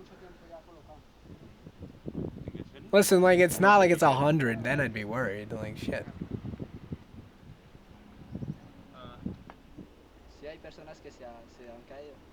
¿Cuántas? Holy shit! Yeah, how many? How many? Like 3? Are you sure? Is that like an accurate number? It's not. I'll tell you that right now. It's not. Nobody keeps an accurate count. Like, we've gotten better. We have gotten better. But he went with a buddy. He couldn't go by himself. I get it, man. I get it. I get it. Sure, fine. Probably more dangerous, to be honest. He's terrified. This is the worst camera angle because he's terrified. Done. What was that, like 30 seconds? Va a pasar si estás nervioso. Si te da adrenalina todavía. O ya no Es que lo que pasa es que como cambiaron los cables, no había pasado por la primera vez por estos nuevos. Okay. There's new cables. See? What are you worried about? My God, man. See? Dog makes it just fine. I probably should have started with that. I hope no one left because of that. See? He's fine. Just terrified before that. No. It's the first time that he used this new cable. So anyways, my point is, you are getting 20,000. You gave a man that was able to get 20,000 AKs, or at least able to promise to get 20,000 AKs, 700 rocket launchers, and millions of ammunition into places like that. And by the way, when they say new cables, that video is like, I don't know, maybe a few years old. It might be like 3 to 5 years old. Those new cables are like brand new. That was like 20 years ago. It was even harder to get into those places. 20 years ago, burros. That's it. Okay, maybe some trucks, but burros all the way. This photograph of weapons. So just to give you a sense of what he had on him when he was at that meeting, when he was arrested in Thailand, you know, U.S. officials say it's obviously doubtful that his phone book, to the extent he has one, is it all relevant? It's definitely obsolete at this point. Oh! They mean a phone book. They mean like a little black book where you like keep all the little phone numbers of all your clients. He had a little, because this is like before cell phones. Oh my God. Oh, oof, boy. Oh my God. All right. Okay. But it may be worth noting that he has an extensive knowledge in Russian weapons, and at a time where Vladimir Putin is trying to get his hands on as many weapons as possible, the 55-year-old certainly has a good knowledge of this area. No indications, of course, that he's going to go back and do that type of work, and no indications that he's been up to anything illegal while he's in U.S. custody in prison. He's served, rather, 15 years of a 25-year sentence, and obviously he's on his way back to Russia. Important note about him as well, he's somebody who the U.S. has previously said his whole family has ties to the KGB and to Russian intelligence services. So you're looking at the video of him arriving here in the United States, and that was back. Oh, shit. So he's really connected, too. Okay. All right. Okay.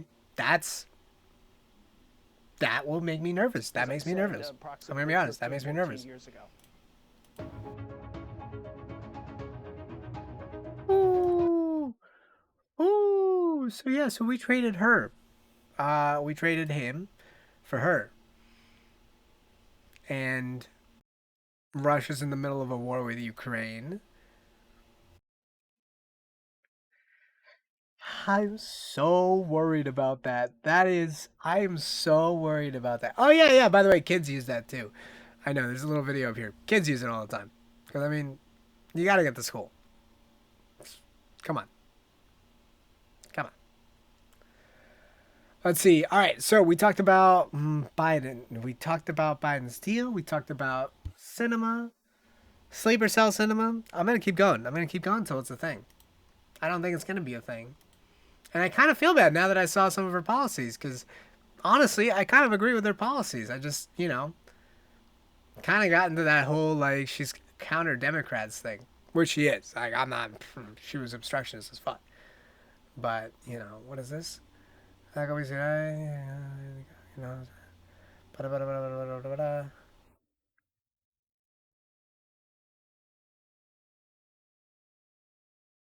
what? If she has something real to say, she could tell me in person. Is this just beef? Is there just beef going on here? Yeah, so this is basically saying, like, there's some beef between Jennifer Gonzalez and AOC.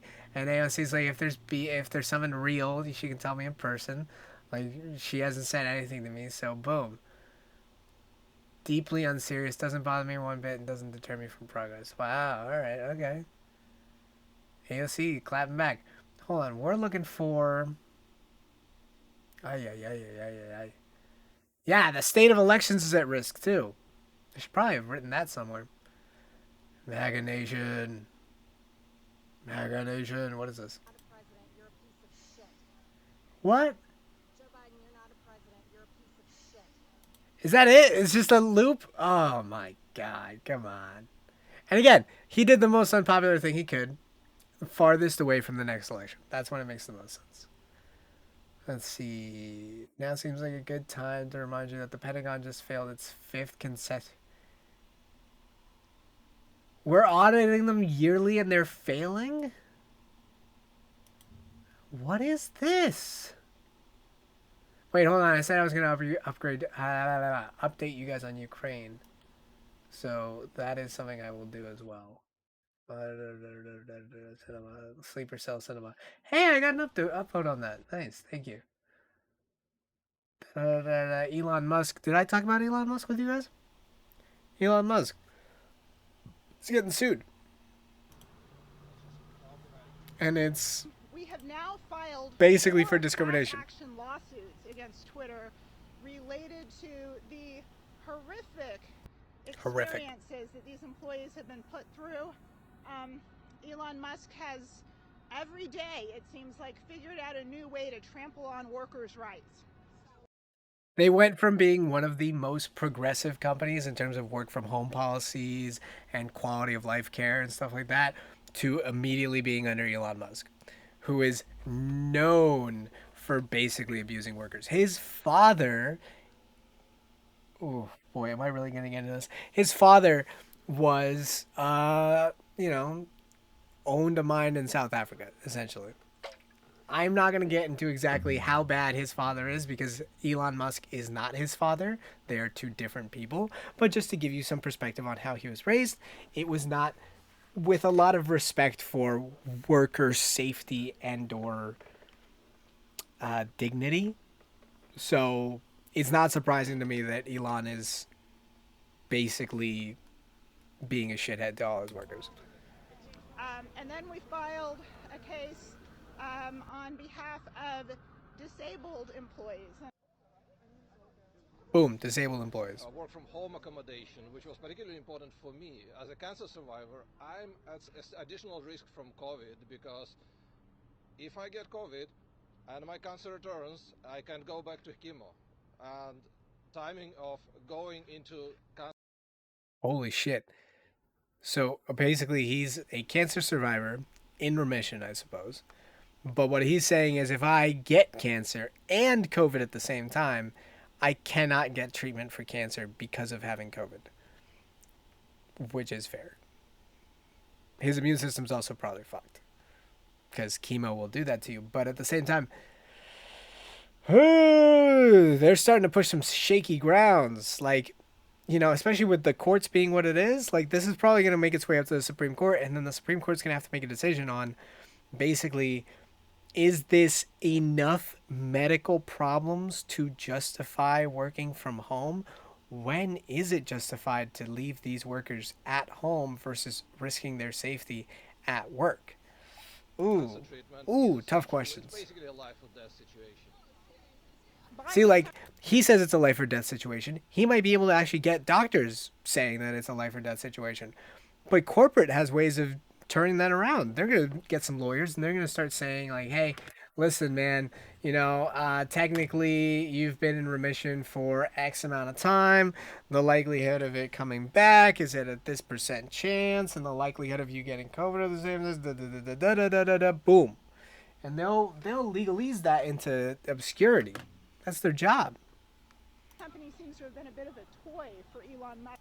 Although at the same time, I don't know if Elon's got the... No, he's got the dough for that. He could do that. The richest man in the world, but there are people's lives at stake here. There are people's livelihoods. Real people were impacted by these decisions. It's very important for Elon Musk to realize that... Hold on. Do not judge people on their looks. But can we just take a second to realize that this person has definitely been working from home so long that they just decided that today was going to be fine without really, like, putting the effort in?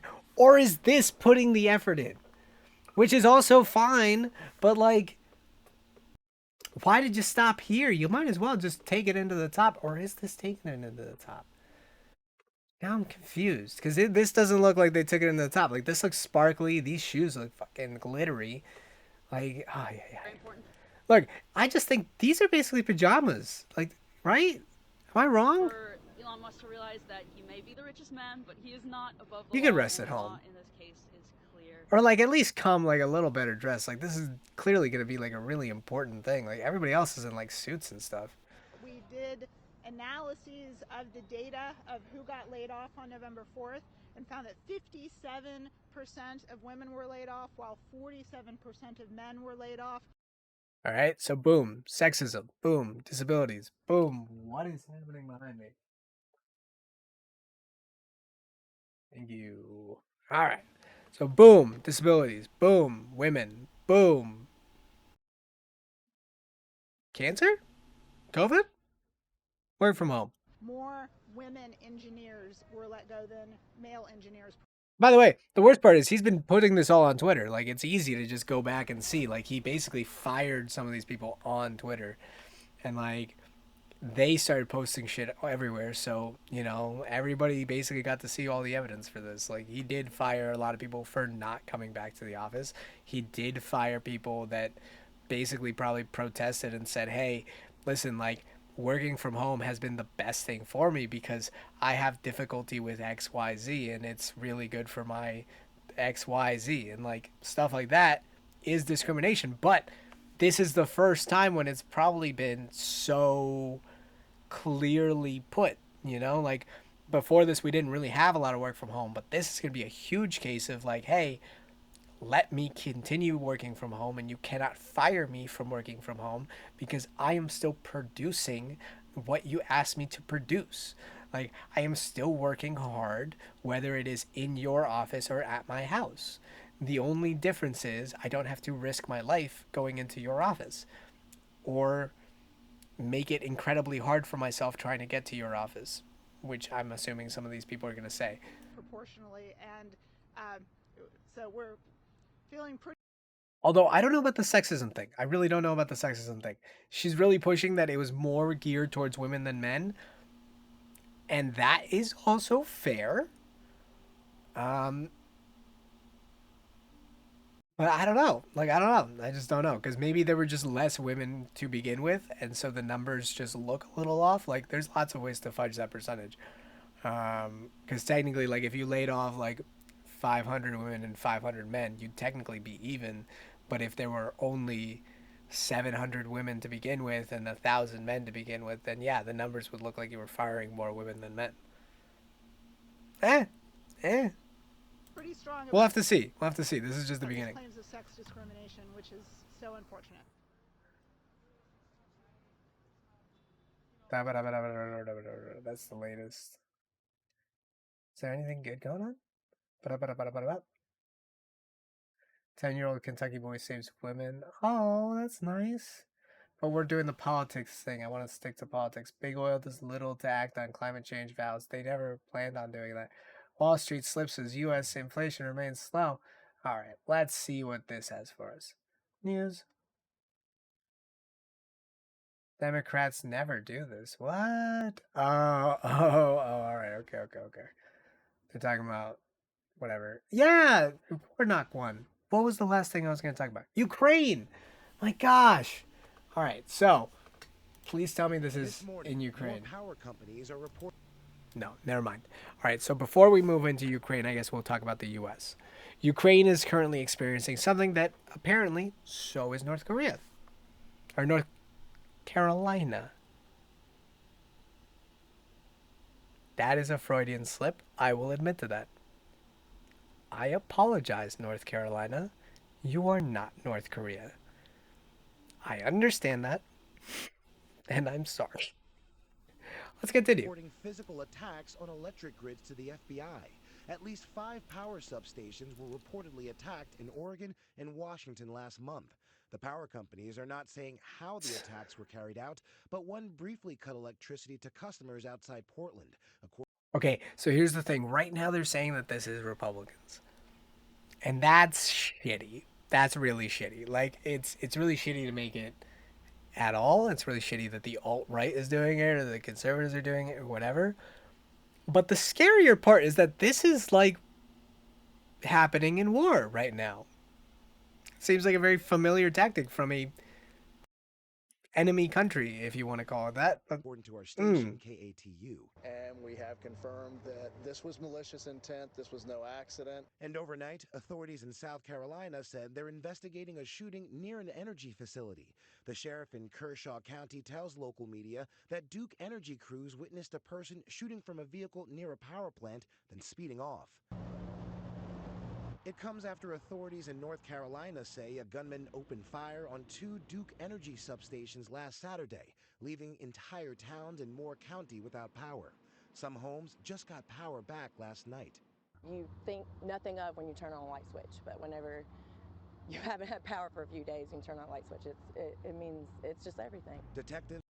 Yeah, I mean, that's the thing. At this point, most of the modern world is electrified. I mean, I don't think, there's obviously some places that still don't have, like, reliable energy, but an electrical grid, and especially a reliable one, is basically standard. It's par for the course. So not having one, especially in a, like, first world country, is insane. It can literally damage your food, your livelihood, pretty much everything. Have recovered shell casings at the 2 scenes in North Carolina, and federal search warrants have now been filed in the case. But authorities have not said whether the warrants were issued to a person or people local to the area. I think we're just days and moments and hours away from catching the culprit that did this tragedy. Authorities are... All right, tragedy might be a little strong. But the point is, this is an act of terror, vandalism. Like, it's kind of hard to tell, isn't it? I can't believe there's so many ads in this. I gotta stop that. But the point is, this is an act of terror. That's what it is. Or is it? Is it just vandalism? It's kind of hard to tell. What I do know is some people in North Carolina weren't able to turn on their lights. Now, if we look at Ukraine... Bum-ba-da-bum... Putin is losing badly. Yep. Intercepted phone call reveals what? Ukraine special forces hunt down. This is fair, but what I want to know is Ukraine winter. Boom. Out to the war in Ukraine, Russia has retaliated in brutally out access to power and water. Okay, it was a frenzy after drone strikes on 3 of its I keep trying to skip. The latest happened this morning at a Russian airport just outside of Ukraine. At the same time, Russian forces were firing missiles at dozens of targets. As MTS Tyab reports, Russia has been trying to demoralize Ukrainians by knocking out access to power and water. Power, water. It was a frenzy. Let's put it this way. There's something called Maslow's hierarchy. What it tells you is when you are at a certain part of this pyramid, you can think about different things. And what Russia's trying to do is he's trying to kneecap everybody and leave them at the very bottom, which is where you are worried about shelter, water, food, safety. Like, those are the basics. If a government can cover that, then they are basically a successful government. You know, like, they should be able to provide for you in that sense. There should be access to water, access to food, shelter, and some measure of safety. That is basically par for the course. You know, and then after that, you can start considering the next steps, which are, you know, obviously a little bit more complicated. They're more about, like, real personal realization, actualization shit. But the point is, he's knocking out their basic needs. He's trying to get them cold. He's trying to get them hungry. He's trying to get them thirsty. You can't think right. You can't speak right. You probably can't even move right. An attack on cities and towns across Ukraine. But Moscow's assault might have been far worse, were it not for Ukrainian missile defense forces shooting most of the missiles out of the sky. Nice. But that's Nice. small comfort for those who great. paid the ultimate price, including Olha Trosina's two neighbors. They were seeing off their son and daughter-in-law, she says. They went outside to wave goodbye, and they were killed. Their house was also destroyed. Russia has ruthlessly been targeting Ukraine's energy grid and is being accused of weaponizing winter by plunging huge parts of the country into cold and darkness. In Kherson, which was liberated from Russia just 3 weeks ago, volunteers now have little choice but to cook meals over open fires so that people have something hot to eat. Creativity. Life finds a way. 9 months of Russian occupation has obliterated any semblance of a normal life for people here. But what Ukrainians have shown time and again is that they'll do anything to help each other. I mean, it's not a lot, but hey, you know, even that little bit of fire, a little bit of a warm meal, like, it goes a long way for those people, especially in those conditions. One of the biggest helping hands by restoring power lines, despite the unexploded ordinances that litter huge areas. There's literally a fucking rocket stuck in the ground. My God. Talking about a work hazard. Like, where's OSHA when you need him? My God. As Moscow continues to make life a misery across Putin? Ukraine, President Vladimir Putin made a rare public appearance, cruising in a Mercedes on the Crimean Bridge. Now, it's mine. Ukraine denies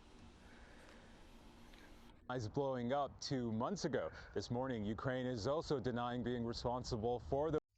Ukrainian officials say Russian strikes have killed at least 10 people in the eastern Donetsk region. President Vladimir Zelensky said that this was the deadliest single attack on civilians in weeks. Ukrainian leaders say this is all part of Moscow's scaled-back attempt to secure the land it had tried to annex. Russian President Vladimir Putin also vowed to continue attacking Ukraine's energy infrastructure, saying he is preparing for a long, protracted conflict. Joining us now from long, CBS protracted foreign correspondent Imtiaz Tyab. Hey, you're back. Anyways, yeah, long, protracted conflict. What they're saying is, this isn't over. It's not going to be over. It's not ending anytime soon. We're going to keep going. And that sucks, because in a dragged out war, yeah, he might actually have more. Basically, at this point, it's Russian forces, Russian people, Russian equipment, and Russian money versus Ukrainian people with European and American money and American weapons. It's basically a proxy war, is what it is.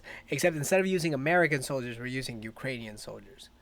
And instead of using our money, we're using our weapons. And instead of using Europe as the battlefield, we're just trying to do it in Ukraine and settle it out there. And if it doesn't go well and somebody starts throwing nukes, then we all just kind of lose. Yeah, it's good. But anyways, let's see where we're going. So in public comments this week, President Putin defended Russia's attacks on Ukraine's energy infrastructure, saying it was retaliation How do you defend for that? Ukrainian attacks. So is Putin positioning himself to carry out even more devastating attacks? But it's attacking an area that you invaded. What? What? What? Tanya, Lana, good to talk to you. Yeah, I mean, what a strange scene. There you have Vladimir Putin in this sort of gold glinting room, clutching a glass of champagne.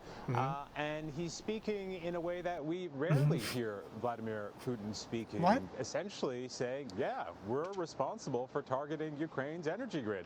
And going far as saying that the reason Russia's He's got the whole Bond villain getup going. Oh my god. Look at him. Like, he wasn't kidding. He's like, he had a little champagne glass and he just sat there going, I did it. I bombed the Ukrainians. Like, what? Has been targeting Ukraine's energy grid is because of Ukraine, in his view, targeting sites in Russia. He says that Ukraine was responsible for essentially admitting to war crimes. Targeting civilian infrastructure is a war crime under international. That's what I was getting for. It's a war crime. Like, you're supposed to attack enemy armies, not... Why do you keep jumping to an ad? You're supposed to attack enemy armies, not the enemy's infrastructure. You're not supposed to attack the power grid. You're not supposed to attack the hospitals. You're not supposed to attack, like, civilian infrastructure, which is the entire thing that he's been attacking. But what people are not getting here is that he's throwing out the book. He's saying, who's gonna stop me? And the real question is, who is? No one is. The UN is supposed to. But they can't even get a vote on it because Russia's a member of the Security Council. A permanent member at that. Like, you cannot even kick them out. So they're just stuck there, constantly throwing out vetoes, going, peace out, bitches, while they bomb civilians and then say, hey, we're getting attacked. Like, this is self-defense.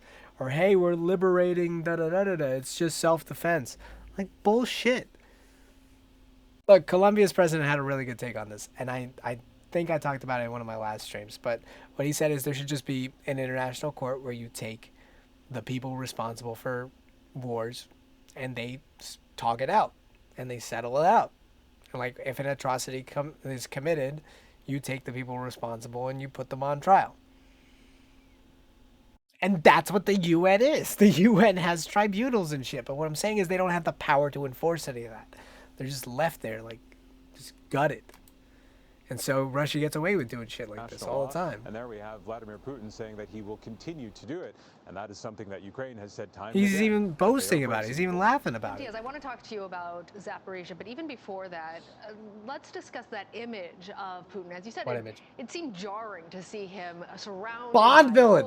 And holding sort of casually that champagne. Who was he targeting? What was he trying to send as a message?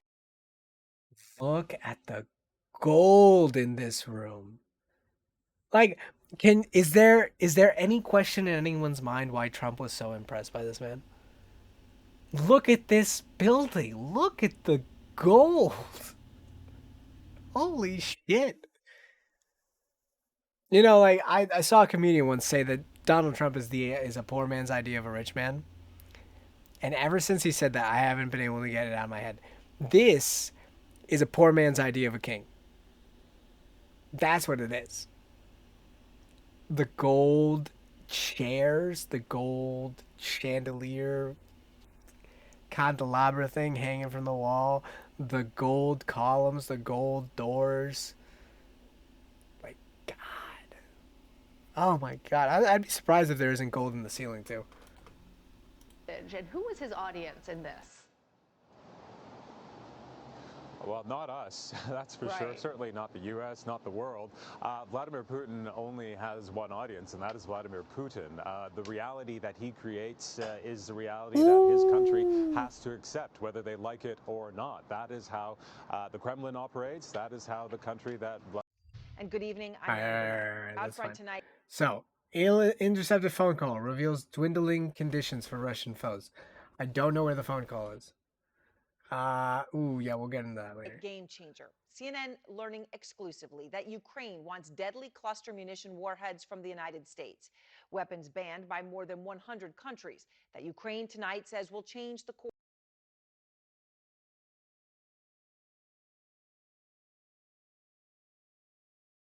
Ukraine's asking us for the big gun. Oh, shit. All right. Of this war. What's up? And this comes as Putin tonight personally escalates his nuclear threat.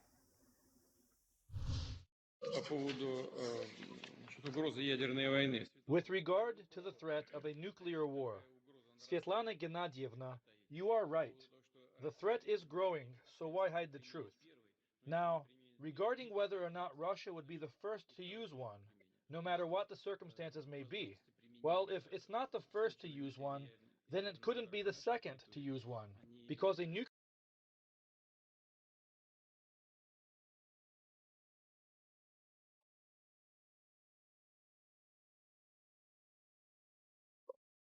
Tell me the translator's wrong. Tell me the translator's wrong. Tell me the translator's wrong.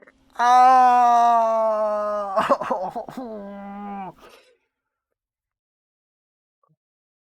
There's got to be more to this. So what he said is, if he doesn't use them first, he's got to use them second. Look, we got to talk about what cluster bombs is, apparently. But cluster bombs basically are bombs that most weapons nowadays are meant to strike very precisely. Cluster bombs are meant to do the exact opposite. They're meant to explode outward and then explode some more. They're not quite nuclear weapons, but they do a lot of damage. Yes, I said do.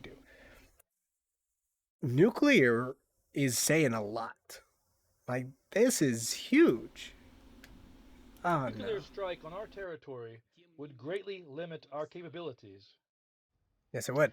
Putin clearly referring to nuclear ICBMs, not tactical nukes, because it is those ICBMs that Russia and the U.S. have that would cause such damage so as to prevent a country from responding in a second strike. So that's a major threat. And Putin, of course, has the largest stockpile, about 4,200 ICBM nuclear warheads. Ukraine gave them some of those, by the way. Ukraine said, hey, listen, I'm going to give you these. The European states have guaranteed me that they have my back, but I'm going to give you these, and you just have to not attack us. And then they did. They did, because that's what they do. In addition to his estimated nearly 2,000 tactical nuclear weapons.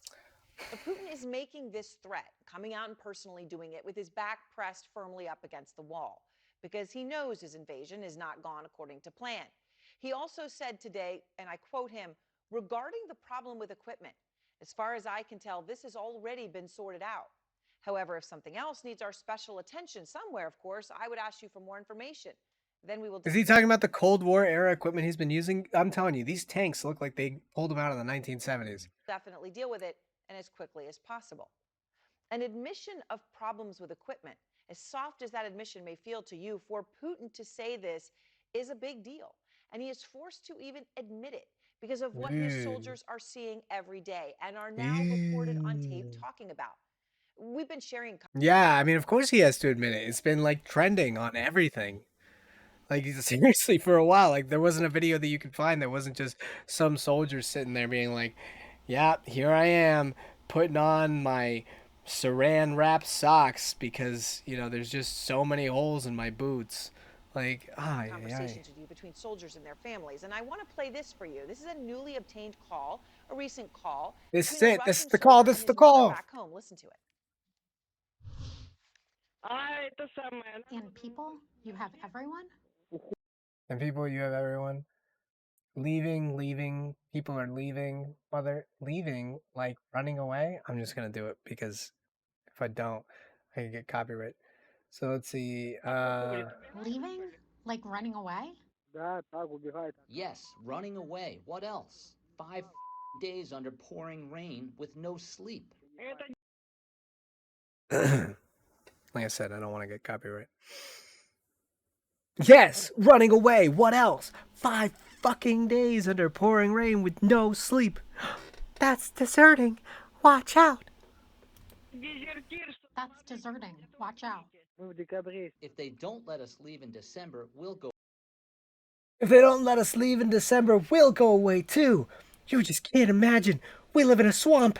Everything is leaking. We have no sleep, no food, nothing. Sorry, I guess I don't want to get copyright strike. That's the thing. I was not an aspiring actor that never got the chance to act. That was not an admission of guilt. No food, nothing. Time is certainly not on Putin's side, and as we speak tonight, his forces are locked in a deadly battle in the eastern Ukrainian city of Bakhmut. And in Bakhmut. Ukraine war, Crimea more vulnerable. What? Crimea more vulnerable than Russia would like to pretend. I mean, the whole area is vulnerable. They've got their forces spread out across everywhere. Can we see? Is there progress? Can I go to news and not see? There's a revolt happening inside the New York Times. That's cool. Trump didn't give a damn about Paul Whelan. Yeah, it seems like we just kind of ditched him. Yeah, that's fair. Yeah, that is fair. Let's see. Unheard of. Reacts to drone strike in Russian airfield. Oh, we are fucked, guys. We are F-U-C-K-E-D. Fire trucked. I know. I said it. Trump stocks case stonewalling. He's a legal terrorist. What? All right. Okay. I will throw this last part out there because I didn't throw it in the title because it feels like it's kind of silly to talk about. Wow, we forgot to talk about the Pentagon thing. But guess where they found a bunch of, not once in this long, wait, hold on, offers a single concrete value or policy she believes in. She lays out no goals for Arizonians, no visions, no commitments. It's no healthcare, just vibes for Senate. Yeah, totally. That's totally what it was. And I think that's hilarious. People deserve more. Grateful this race and nomination has opened up. Perfect. Exactly what I was talking about. But again, she could have done a special election and run in this case. Like, I'm not wrong, and I'm not going to admit that I was. I might be wrong. Anyways, God, what was I saying? Trump! We found more documents. It wasn't just the ones that he had at Mar-a-Lago. Apparently, he had a storage unit full of them. Hold on. Trump docs. Is that a thing? Is there a hashtag Trump docs? Is it still from February and August? No, we just found some more today. Yesterday. Hold on. Well, this sounds like a prosecution tactic by Jack Smith, the special prosecutor, in order to get a claim on the record one way or the other, to Donald Trump. Do you have any more documents? And in a normal criminal investigation, you wouldn't be able to ask Donald Trump, if he's the target of your investigation, you wouldn't be able to ask. Yeah, they're saying, do you have any more documents? Guess who found more documents? Ask him any questions. Hold on, I'll find the thing. Trump. Convicted of tax fraud. Trump is dead. Trends on Twitter. Sort by time. Past 24 hours. Yeah. Past week. Huh. I will find it. Don't you worry. Anyways, the point is, there's lots. Do your best at the investigation.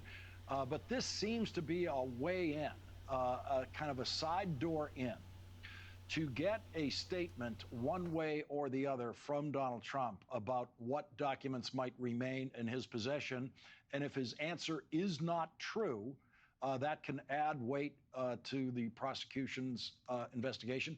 On the other hand, a true answer might also add weight to the prosecution's case. Lawrence, Donald Trump is a legal terrorist, and so he has benefited for decades by delay.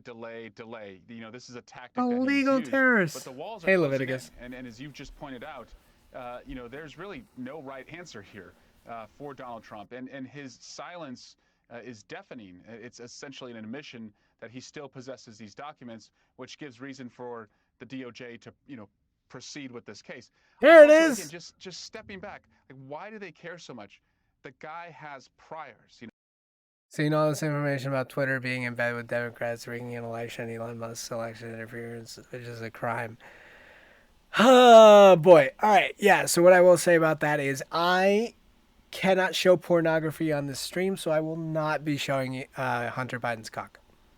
And that is what I got to say about that. Because if you look at all the stuff that they were trying to hide, it's just Hunter Biden's cock. It's just more and more cock. And like, I took the time. I looked at it. It's a nice cock. I'll say it. It's a nice cock. And like, here's the thing. There are laws in place that prevent you from distributing that stuff. So yeah, it was easy to flag. And technically, no one did censor the Hunter Biden's laptop thing. It's about the emails and access to certain bank accounts and whom he was having those connections with. That part wasn't censored. Everybody was talking about that shit. The only thing they got censored was the pictures. Because again, it's just Hunter Biden's cock. And all of them. And meth. And crack. No one gives a shit about the New York Post. Although the New York Post was censored with the pictures. All right, well, we can take a look at that in a second, too. Because I'm curious, too. We're going to look at that. $350 million of taxpayer dollars to get dirt on his opponent through the Ukrainians wouldn't be willing to use documents that he stole to benefit himself. So they have every reason to want these documents, knowing who Donald Trump is, what could be in the documents. And again, I think we're approaching a legal crescendo for Donald Trump. So wait, so this was 15 hours ago. They were talking about how they were searching him for more documents. Then there's this. Well, the words Trump and guilty are colliding once again in the headlines. All right. The Trump Organization, the company that is synonymous with the former president, was found guilty on all 17 counts of tax fraud and other crimes. The Trump Organization is basically the Trump family business. But it's worth noting that neither Trump nor any of the Trump children were on trial this time. Instead, the company's CFO, Alan Weisselberg, pleaded guilty over the summer, taking a plea deal with prosecutors in exchange for revealing the Trump Organization's illegal business practices. And as a result of Weisselberg's testimony, we learned that top executives... Trump's company is guilty of tax fraud, blow to the firm of the man. All right, but it wasn't him. It wasn't him. They didn't get him. All they have is Trump. Wait, shadow banning, specifically right-wing content, which I believe those individuals should be allowed to turn around. But what is shadow banning? Like, am I just too old to know what shadow banning is? Is this a new thing? Because, like, I've seen bans, yeah, but like a shadow ban, is that just like your content doesn't show up in the algorithm? I mean, here's what I assume it is that the algorithm, for whatever reason, does not recommend your content, but that's not really based on anything other than just numbers. Like, it's just based on the response that your things get. So, like, that's not something that like somebody manually inputs and decides like this gets more and that gets less. Like, that's just something that is decided by numbers. Like, it's a formula. We can look at the formula. It's not a hard formula, but like, it's just math. It's just like, if this gets lots of views and lots of attention, it gets promoted. That's also why the more extreme that you make your shit, the more likely that someone will see it. That's why I've been tweeting out hashtag sleeper cell cinema. Speaking of which, hashtag sleeper cell cinema. Might as well. But you can't have an algorithm that pushes one political party out of the spotlight because you don't like what they're saying. I'm saying that it's not because they don't like what you're saying. I'm saying that it's because the other side is just more popular. Like, it's not about disliking one side. It's about the attention that one side gets. Like, it's not it's not intentionally driven to shut down one side. It's just that the algorithm is meant to take what is most talked about and what is most popular and throw it up on the front. And Republican topics just don't seem to make that cut. Like, that's not a fault of their own. What Twitter drops are saying that they are actively shadow banning their account and hiding their content. The other side isn't more popular. I mean, you could say that, but there's also tons of people that have left recently. Like, there's a bunch of people that just aren't using Twitter anymore. But, like, there isn't, like, they literally got rid of a sitting president. What's sitting? What are we talking about here? Hold on, what is this? In late 2018, Trump released Abdul Ghani Baradar, one of the top leaders of the Taliban, along with 5,000 other Taliban fighters, in exchange for nobody. We're talking about peace in the Middle East, though, I guess. Although I guess it wasn't actually peace, because right after he released those people, they all took over the country and set up their Taliban government. Republicans are big mad about Joe Biden's prisoner swap to bring Brittany Griner home. So here's a reminder that Trump freed 5,000 Taliban soldiers and then invited their leader to Camp David. Yeah, he did. Yeah. Broke ground on that. Is this what we're talking about? Jesus Christ. People are getting creative. Holy shit. Is this hand painted? Why is it being retweeted so much? KGB versus dummy. Alright, hold on. Might as well look into this. So, let's forget the fact that they just found a whole storage unit full of documents. Of charges not only for violating the Espionage Act in terms of this unauthorized and unlawful retention of national. Hold on. Enough to hold Trump himself accountable for his actions. Joining me now is National Security Attorney. That was a peace agreement, not a trade. Yeah, but what peace did it lead to? Like, the Taliban are in charge of the entire government, and they're oppressively ruling the Afghan people, who literally went on a revolution just, like, a few weeks ago. Bradley Moss. Bradley, thanks so much for joining us again. And they're still on a revolutionary streak. At least 2 additional items with classified markings found at a storage unit belonging to Trump. I have to ask you again.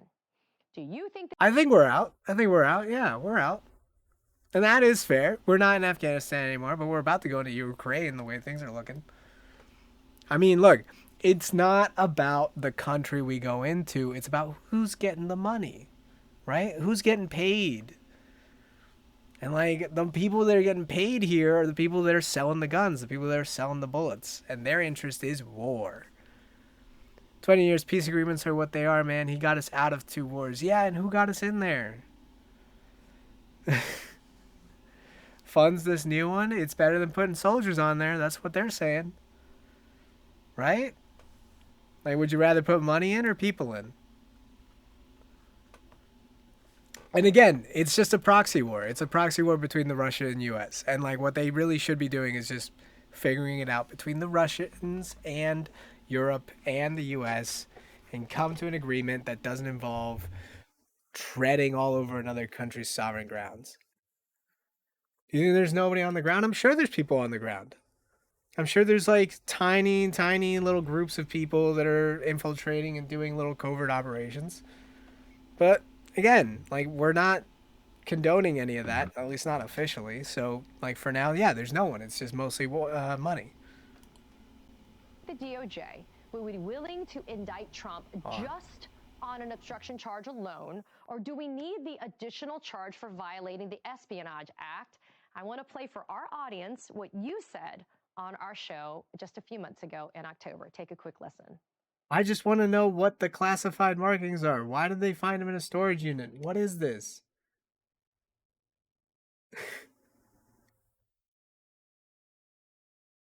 All right, there's gotta be like some way I can read about this, right? Trump's storage unit. Let's just look that up. Classified documents found at Trump's storage unit. New York Times, Washington Post, New Yorker, NBC. Wow, they really just everybody's throwing them under the bus. Items with classified, new classified. All right, fine. Let's just read NBC. Let's see what they say. Search for documents carried out at the behest of former presidents, so he authorized it. Attorney, oh no, his attorneys. God damn it. Turned up 2 documents with classified markings at a storage facility. Ugh, not great. Now nearing a decision on potential criminal referrals in its investigation. Ooh, criminal referrals, not great. Documents were found recently in a facility not far from Trump's Mar-a-Lago resort and were turned over to the FBI. Sources said blah, blah, blah, blah, blah, blah. The find comes almost 4 months after FBI agents... This guy just can't help himself. All the documents with... Yeah, he said all the documents got returned. So they're just looking it up. They're just looking up more of them. All right, let's look up what shadow banning is, because now I'm curious. Shadow banning and the algorithm. Let's see. What is this? The claims are frightening. Republicans are being shadow banned from Twitter. President Trump is tweeting that this is discriminatory. Now, this is 4 years old, by the way, so this is before the Twitter emails. And illegal. Cue the internet outrage. So, what exactly is shadow ban?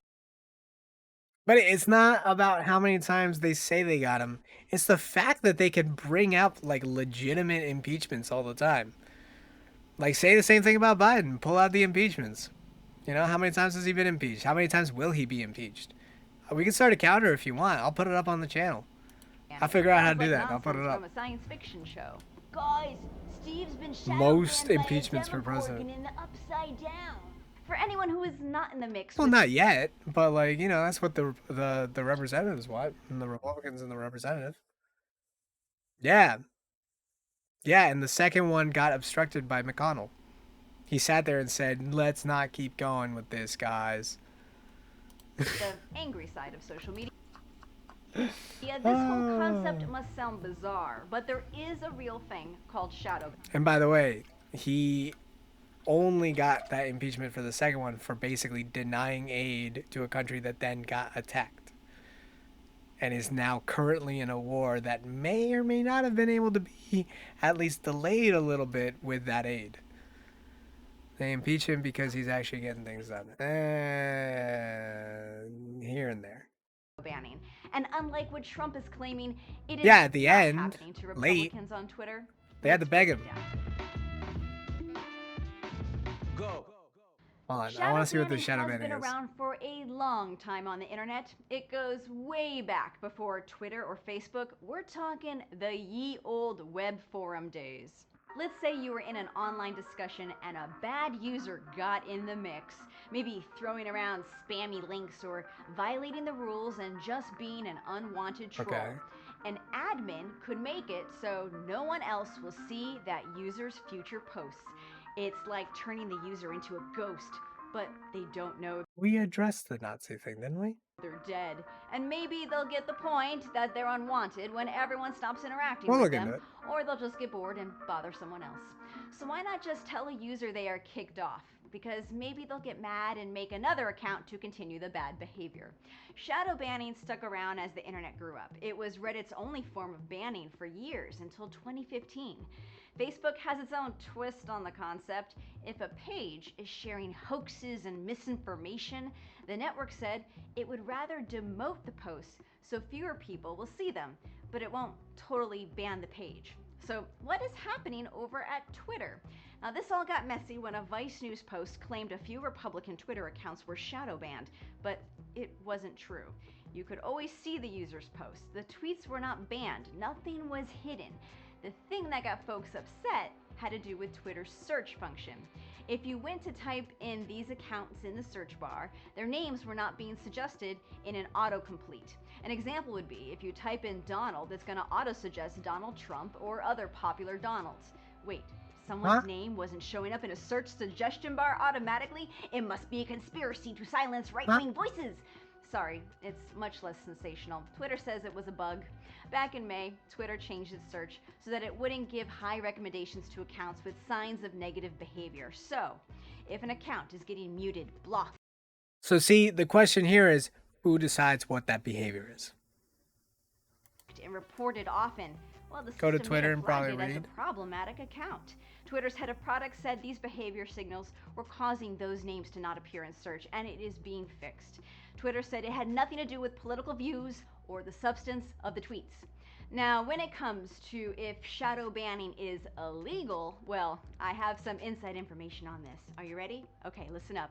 Social networks can ban whoever they want. So, be good on it. Well, Twitter shadow bans are real. Elon Musk says... Alright, here we go. No. That's 20 minutes. We're not doing a 20-minute video of this. But... Let's see. Twitter is back in the news. An independent journalist claims to have unearthed evidence of alleged dark secrets. The microblogging website has been accused of shadow banning. So what is that? It is a method allegedly used to secretly block users. You or your content will not be banned in the litigative piece by journalist Barry Wise claims that right-wing accounts were particularly targeted. In the so-called Twitter Files Part 2, she names a plethora of people, like Stanford's Dr. J. Bhattacharya, was argued against COVID lockdowns. His account was allegedly put under a trend blacklist tag. Then there's American talk show host Dan Bongino. His account was allegedly slapped with a such blacklist tag. Bongino reacted to the report, saying he always knew about... Yeah, but my question is somebody doing that, or is that the algorithm doing that? Twitter's quote-unquote suppression machine. Conservative activist Charlie Kirk was reportedly a target of shadow banning. His account was allegedly issued a do not amplify tag. Kirk spoke to the US media after this revelation and said that he had spoken to the then Twitter CEO Jack Dorsey regarding the same. But any instance of shadow banning was denied and no action was taken thereafter. This is not the first time that an allegation like this is coming to light. Back in 2018, also similar questions were raised. But then, legal policy head Vijaya Gadi rubbished all accusations. She was responding to a tweet on shadow banning. She said favoring one specific ideology or belief goes against everything we stand for. But today, these people have been fired. With the new management in place, people are demanding answers. And Elon Musk was quick to react. He said, and I'm quoting him, Twitter is working on a software update that will show you and your true account status, so you know clearly if you've been shadow banned, the reason why, and how to appeal. Status. That's fair. That is actually fair. That is very fair.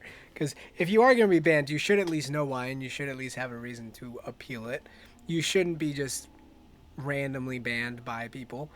But again, here comes the question. Is this illegal? No, it's not. It's not illegal. He can do the same thing in the other direction too. Like, banning is just something that these companies do. They have to moderate their platforms, because if they do not moderate it, then the government will. And if the government moderates it, then nothing's going to be allowed on.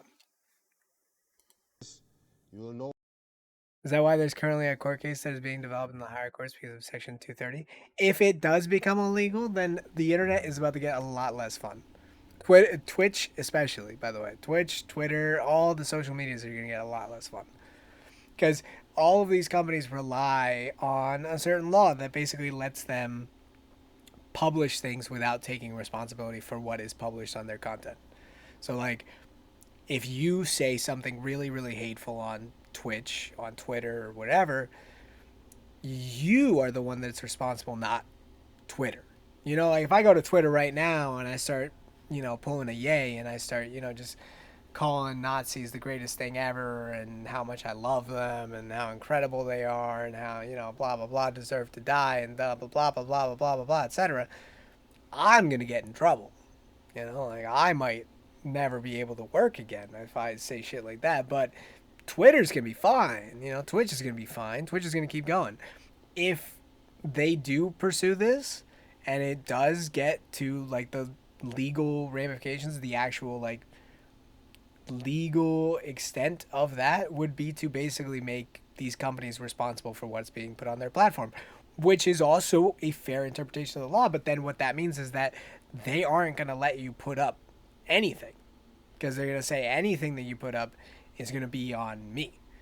and then I will be the one that gets in trouble. I'll be the one that gets fucked. And these companies aren't going to sit there and let you publish anything you want just so that they can take the heat for it. It'd be insane. So clearly, if you've been shadow. On the other hand, I do think that if you get shadow banned, you should know. You should know that you're shadow banned, and you should know why. There should be a way to appeal that. Because, again, that guy that got shadow banned and he was just saying COVID lockdown could be harmful to kids, it was harmful to kids. I know that for a fact. It was definitely harmful to kids. Like, socially, developmentally, like, there was a lot. You can see that, like, our education scores dropped after COVID.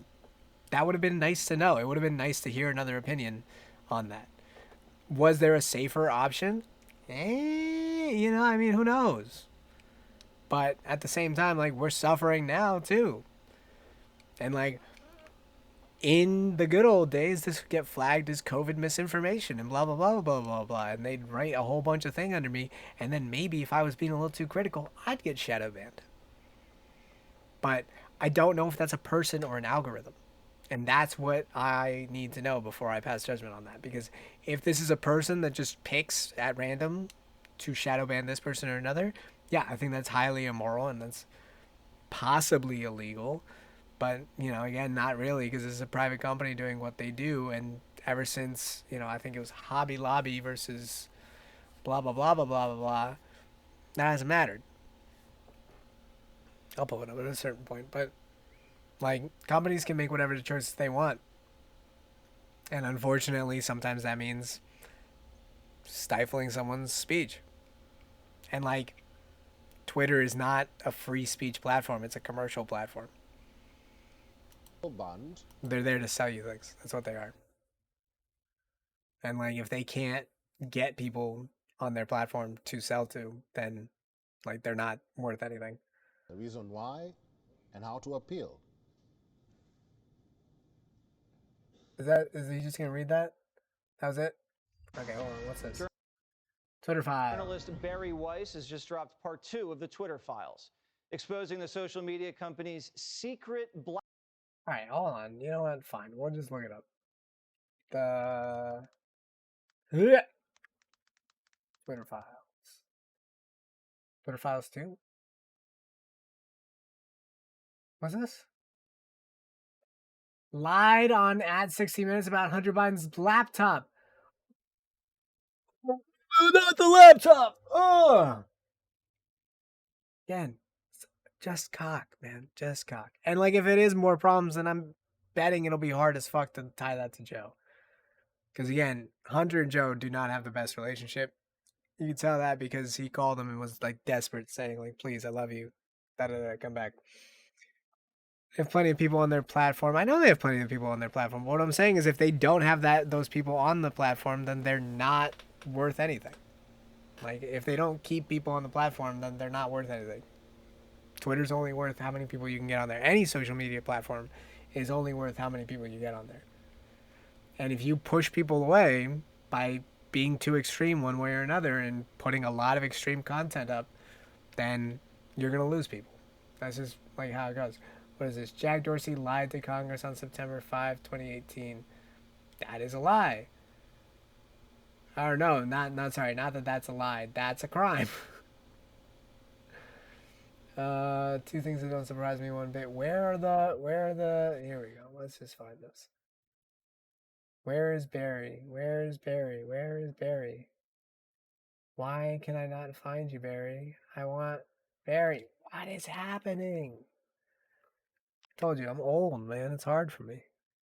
All this new shit. There we go. Founder and editor of the Free Press, thefreepress.com. Let me just see real quick. The Free Press for the free people. Home podcast, career support us. Nice, nice, nice. I do see lots and lots of stuff. What is it about? Let me see the about real quick.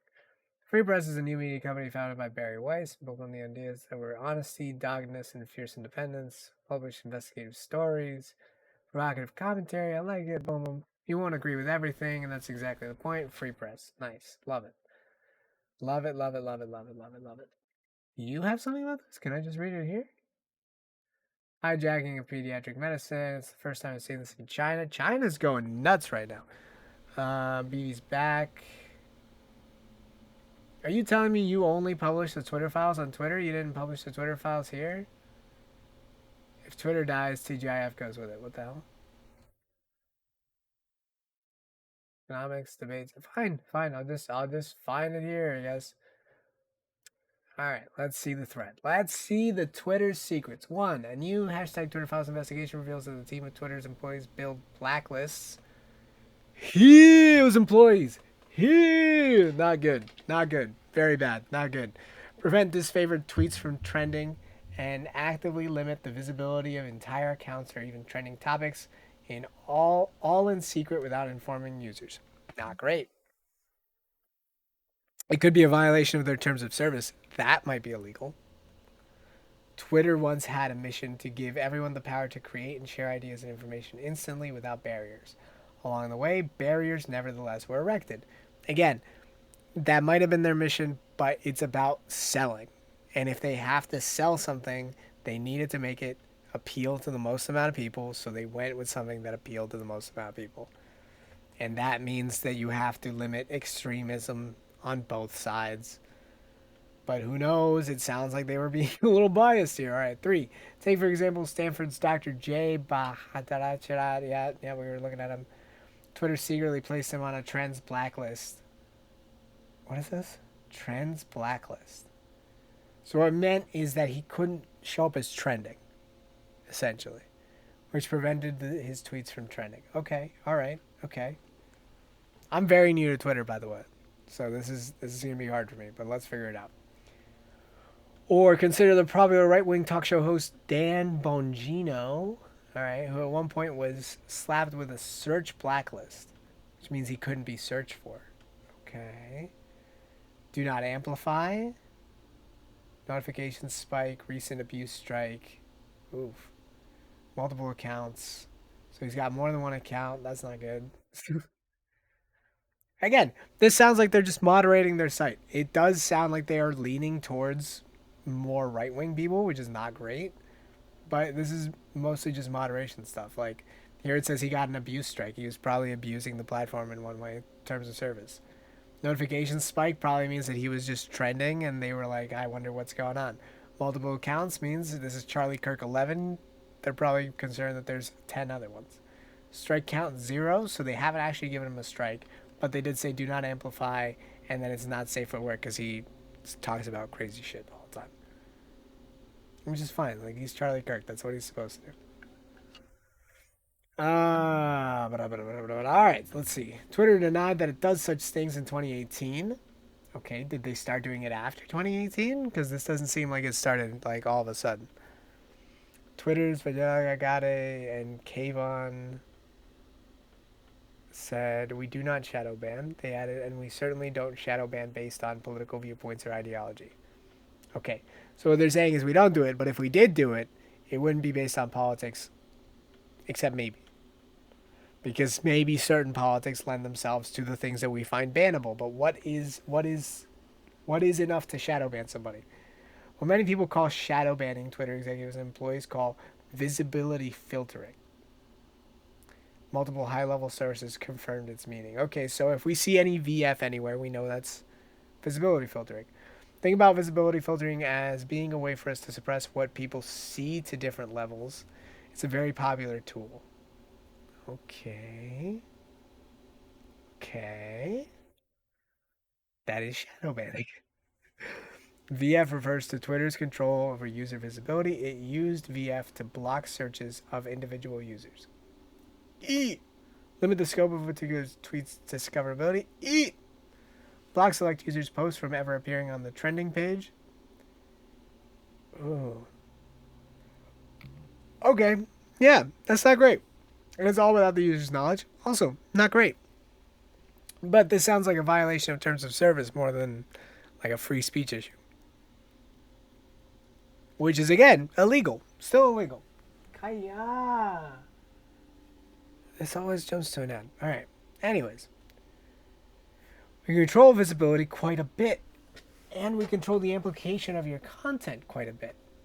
See, because, like, that's what I'm saying. Then the solution is to just not have a trending page. Right? Because the trending page, no matter how they make it, is going to be biased. Like it's gonna find a bias at some point. Google released an AI a few years ago, and then it just suddenly started like praising Hitler until they shut it down. Like it's gonna find a bias at some point.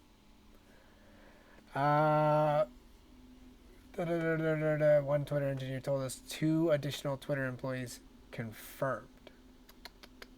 The group that decided whether to limit the search of certain users was the Strategic Response Team, Global Escalation Team, or okay. It often handled up to 200 cases a day. What were the cases like? There existed a level beyond official ticketing, beyond the rank and file moderators following the company's policy on paper, that is the Site Integrity Policy, known as SIPPs. They're trolling me right now, right? Okay, alright. This secret group included head of legal, who's no longer there, policy, and trust. And again, these people are there to make sure Twitter does not get in trouble. I don't think they literally give a shit about most of these accounts other than whether it could be held as a liability to them. And I guess that shadow banning just meant that they started kind of pushing back on those lists and really limiting their visibility, which is not great, but also not illegal. I don't know if it is illegal. You think they care? You think who cares? Subsequent CEOs, Jack Dorsey, and others. This is where the biggest, most politically sensitive decisions got made. Yeah. Think high follower account controversial. Those for these, there would be no ticket or anything. Yeah, because they can't, I absolutely think that the people that were working at Twitter cared about political ideology. I think everybody cares about political ideology. I've already tried to admit my bias to you guys. That's why I took that political compass test. So you know where I stand socially and economically and stuff like that. You know, I hope it doesn't push you away or anything, but I gotta see these things through all the way. I do think that if they are gonna ban somebody, they should know why. It is weird that they wouldn't at least say hey, we're not letting you trend because you are saying hateful things. Or we're not letting you trend because you are spreading misinformation. Or we're not letting you trend because we think that your policies are, more than just political. We think they are violent. There should be a reason, but you can't just kind of sit there. What is with this R. Kelly shit? I don't want to get into that. Another Twitter employee told us for these there would be no ticket or anything. All right, one of the accounts that rose to the level of the scrutiny was Libs of TikTok. Yeah, I remember Libs of TikTok. Yeah. Account that was on the Trends blacklist and was designated as do not take action on user without consulting SIPPs. Where is it? Where is it? They didn't take a picture of that part? Come on, that's all I want to see. Multiple accounts, yeah, makes sense. Recent abuse strike, notification strike, strike count 2. See, these are all things that I get. It's moderation. It's just what needs to happen. But not great. High profile, which probably just means there's a lot of followers. 1.6 mil is nothing to laugh about. Oh shit. The account, which Chaya Reishik began in November 2020 and now boasts over 1.4 million followers, was subjected to 6 suspensions in 2022 alone. Holy shit. Was blocked from posting for as long as a week. Twitter repeatedly informed Reishik that she had been suspended for violating Twitter's policy against hateful conduct. What was she posting? What was so hateful? But this is what I'm saying. It's a private company. They can put whatever they want out there. And if you force them to take responsibility for this, you may force them to take responsibility for everything. And it might get worse, not better. I mean, who knows? Maybe some things need to break so that we get to something better. But the better version of this might be that they just super restrict everything. Because again, it's a publisher. They're trying not to spread hateful content on their thing, because if they do, then they'll get sued out of anything. They're in Section 232 of their platform, so they can't be sued. Yeah, I know that's what they're saying. What I'm saying is if they get sued and if this goes through to the highest court, they could lose that protection and then things might get worse, not better. Like right now, they can kind of hide behind the fact that they're just a platform. But if this goes all the way to the end, if we sue them over all of this shit, then yeah, we might get to the point where all these platforms start saying, hey, you can't just say whatever you want because then we are going to be the ones that get sued, not you. But I'm going to keep reading because I want to keep finding out what happens here. But in an international CB's memo after 7th suspension, the community acknowledged that LTT has not directly. Yeah, I know. That's what I'm saying. Like it doesn't. I saw libs of TikTok. They weren't outright hatred. They were just kind of like, I don't know. They were a little extreme, but not like wildly. I don't think they were spreading any hate or anything. Tweeting content that either leads to or intends to incite harassment against individuals. So it's hate speech. It's hate speech. Site policy has not found explicitly volatile tweets, which would result in a permanent suspension of the account. Will not lead to permanent suspension, however.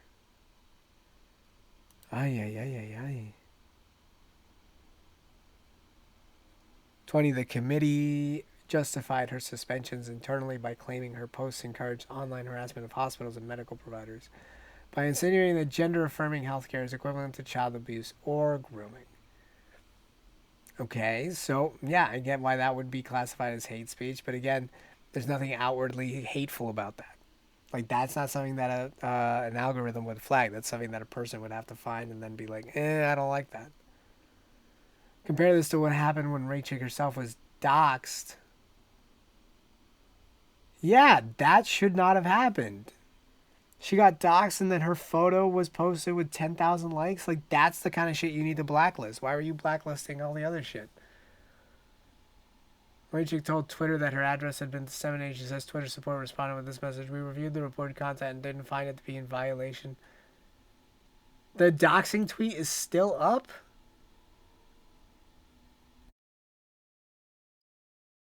Bro. Oh, Twitter is getting fucked on this one. So here's my question. Does this mean that, is this a Musk thing or does this go to Jack Dorsey? Does this go to like the former founders? Like, oof. 23. In internal Slack messages, Twitter employees spoke of using technicalities to restrict the visibility of tweets and subjects. Here's Yoel Roth, Twitter's then global head of trust and safety, in a direct message to a colleague in early 2021. A lot of times, outside use technicality spams enforcement as a way to solve a problem. Yes. Which again isn't a problem per se, but it keeps us from addressing the root cause of the issue. Yeah. Yeah, it shouldn't be random. It's the same thing with Twitch. Twitch has random bans for like random shit. And they vary depending on like a whole bunch of crazy shit. Like I've seen girls get banned for like 7 days and then men get banned for like a month for the same shit. But again, like this is like a company's problem. I mean, yeah, I guess this does get into legal areas, especially this doxing thing. That is definitely a really, really huge fuck up. But again, it shouldn't be random. There should be an algorithm to this. Like it's like I'm surprised that people are being shadow banned and it's not just an algorithm thing. Like the way that you should build a social media system is just what gets more views, what gets more likes is more promoted, and what gets more conversation should just be like under a different thing that's called controversial. Hashtag Reddit. So like, I can just go to Reddit, sort by, and then there's a, oh, shit. Well, there's a way to get to comments, and then we can go to controversial, and we'll figure it out. You know, like, Biden under pressure for marijuana reform. Trump lawyers head to D.C. federal court because of the contempt request, blah, blah, blah, blah, blah, blah. If I find something nice and juicy, hold on. Oof. So boom, we can go to this. Republican Congresswoman breaks down and vote to tell them to vote against same-sex. Blah, blah, blah, blah, blah, blah. Then we got this. Sort by best. Top. New. Controversial. So we can go to controversial, and that way you can just see, hey, Boom. These are things that some people are saying that's just kind of in the middle. It gets fought over. There's a lot of conversation going on down here. Like, sadly, the Supreme Court could overturn Obergefell on the basis that it's a state rights issue, thus making Respect for Marriage Act and Obergefell void. That's my fear. Outside of a constitutional amendment, the court's interpretation could still be used to reverse same-sex marriage protections. Absolutely. I've always believed this whole argument could be settled by taking marriage out of legal context, replacing marriage with the term civil unions as government contracts, and leave the term marriage to be defined by... Yeah, again, this is a totally different issue, obviously, but yeah, she's actually right here. We're really just fighting over the words. It's just a semantics thing. But the point is, there's a controversial tab. You can just see, like, things that are being argued over. I don't think that's especially controversial, but, like, you know, there should be a way to just do it by algorithm, not by, like, what people think. Here we go. All right. How long is this? My God. All right. So here, hold on. We're going through this whole thing. I gotta see where this goes. I gotta follow this rabbit hole to the end now. And All right.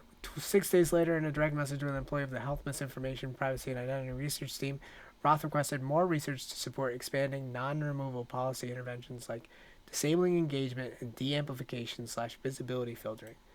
What? The biggest areas I'd love research support on is non-removable policy interventions. Yeah? Why were they non-removable?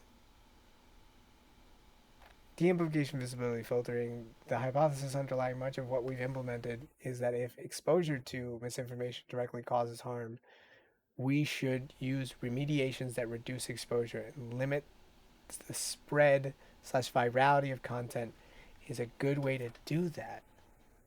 So what they're saying is to fight misinformation, they shadow banned. But since doxing this girl is not misinformation because the information is accurate, it didn't count for shadow banning. Like, that's like revenge porn shit. Like, that should have been shadow banned too. Why didn't it get the Hunter Biden treatment? Why didn't that get classified as do not share? Do not post, do not share. It's clearly doxing. God, what the hell? Reduce exposure and limit the spreading of virality content. We got Jack on board with implementing this for civic integrity in the near term, but we're going to need to make a more robust case to get this into our repertoire of policy remediations, especially for other policy domains. So I'd love researchers' POV on that. Ay. Yeah, I mean, again, this is all making a lot of sense. Roth wrote, hypothesis underlying much of what we've implemented is that if exposure to... Oh, no, I already read that. He added, God damn it. 27, there's more to come on this story, which was reported by... This wasn't even reported by her? Or wait. No, wait. The authors have broad and expanding access to the Twitter's files. Ooh. The only condition we agreed to was that the material would first be published on Twitter. That's why it's on Twitter. We're just getting started on our reporting. Documents cannot tell the story, the whole story here. Big thank you to everyone who's spoken to us so far. Whew. Alright. I'll follow Matt Taibbi. Because if this is where it's going to be, then boom, boom, boom. I guess here we are. But I know Twitter Files Part 1 is just Biden's cock. I saw that. It's just Biden's cock. But Twitter Files Part 2 was much better. I mean, not actually. That's terrible. But, like, much better. Hold on. Is that why misinformation is trending? I've used music to bring people together, yet it saddens me to see how misinformation is now being used to divide our world. I've decided to no longer use Twitter. Elton John!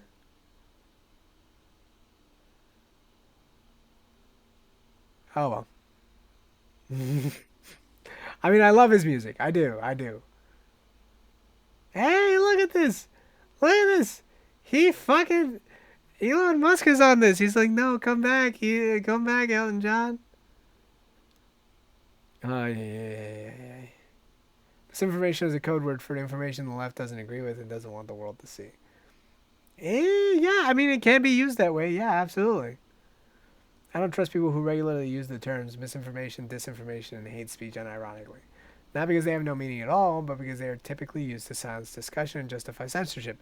Again, fair. You know, like, the thing is, like, we're not having the conversation. We're just kind of trying to shut down the conversation. Like, Is race an issue in the United States? Yes. Yes, it is. Is it something that, is built into the system? Yes. Yes, it is. But are we letting that fuel our discussions? Like, is it something that's actually, like, pushing us forward? Not really. Like, it happens all the time with all sorts of things. Is this his quitting video? Eradicating the more people in society that get vaccinated, the more chance there is of eradicating the national COVID pandemic. The more people in society that get vaccinated, the more chance. Man, yeah. No, that's fair. That's what happened with polio. We vaccinated everybody, and now there was no polio until it came back. Because we weren't vaccinating people. It's not misinformation. What's this? That Zelensky. I don't want to put this guy on, but here we go. Zelensky's far closer to Lenin than to George Washington. He's a dictator, a dangerous authoritarian who has $100 billion in U.S. tax dollars to erect a one-party police state in Ukraine, or to fight back against Russia with an army. What? Reminder that most TVs in public areas of the U.S. military bases are tuned into this all day long. Most soldiers and sailors get far more. Zelensky has no interest in freedom and democracy. In fact, Zelensky is far closer to Lenin than to George Washington. He is a dictator. He is a dangerous authoritarian who has used $100 billion in U.S. tax dollars. He's an elected leader. He's the president of the what the to fuck? Erect a one-party police state in Ukraine, and that's not an overstatement. Over the past year, Zelensky has banned opposition parties. He shut down critical media by force. He's arrested his political opponents. It's wartime. What the fuck is this guy on? What is this? This is the real misinformation. Effective Black Lives Matter protests on coronavirus cases. Yep, there were probably a fuck ton because they all gathered. The attack on the Capitol may have also been a super spreader event. Yep, that also makes sense. Did mixing a riot with pandemic yield a super spreader event? Maybe not so much. It probably did a little bit, but not a lot. All those people probably would have gotten it at some point anyways. What is this? CEO Jack Dorsey. Caught in a lie. The president called you out for shadow banning. What is the truth around that idea? So I think a lot of the statements behind the statement, the question behind the question is, look, shadow banning is a very widely defined term. There's not one single definition. So the definition that we found that seems to resonate with the most people is, not amplifying particular messages, or if someone puts out a tweet, hiding that tweet from everyone without that person who tweeted it knowing about it.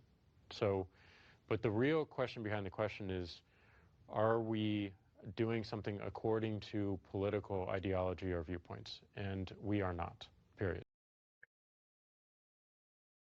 So he's not lying. He just avoided the question completely.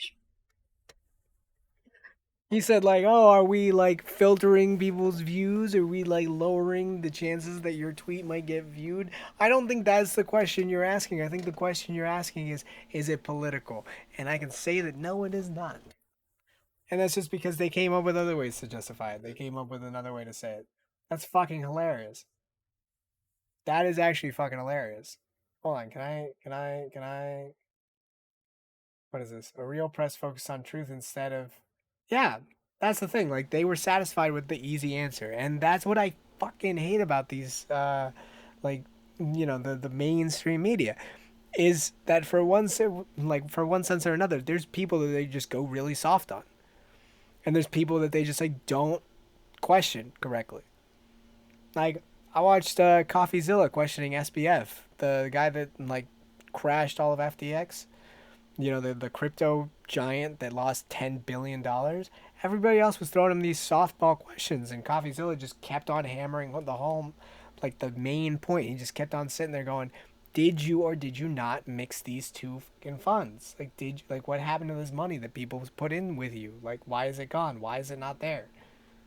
Like, that's the main question. And, like, here, the main question is, are you making it so people cannot be seen without their knowledge? And now we know that that's absolutely, like, yes, he just avoided the question.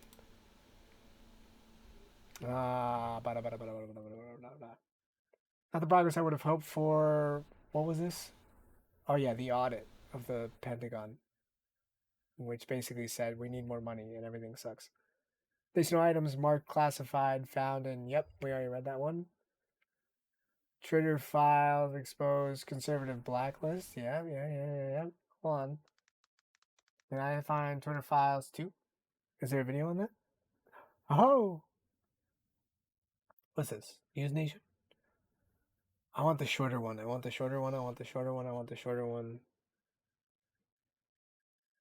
What is this?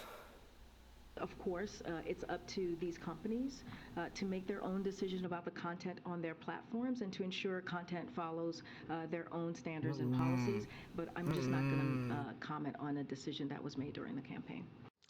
There was White House Press Secretary Karine Jean-Pierre yesterday dodging a question on why the Biden campaign was telling Twitter what to do. That the Hunter Biden laptop was hacked material when we all... Oh, don't start that question. Both teams have, like, people in contact with Twitter. They're both telling Twitter what to do. No, it was not. And the FBI knew better. This as Twitter chief Elon Musk is telling Jack Dorsey some of the most important data was kept hidden from the company's former top boss. House Republicans are now preparing Hey! Is he saying Dorsey didn't know? to take legal action against former Twitter lawyer James Baker, who was fired from the company for suppressing the Twitter files. Joining me right now is Washington Examiner political and investigative reporter Sarah Westwood. I guess it makes him Sarah, look bad. Great to have you this morning. Thanks very much Hello. for being here. This Twitter story is Thanks for unreal. commenting. What are you I always love new expecting people from Elon Musk next? And what about this comment here that things were destroyed and deleted before Elon Musk showed up?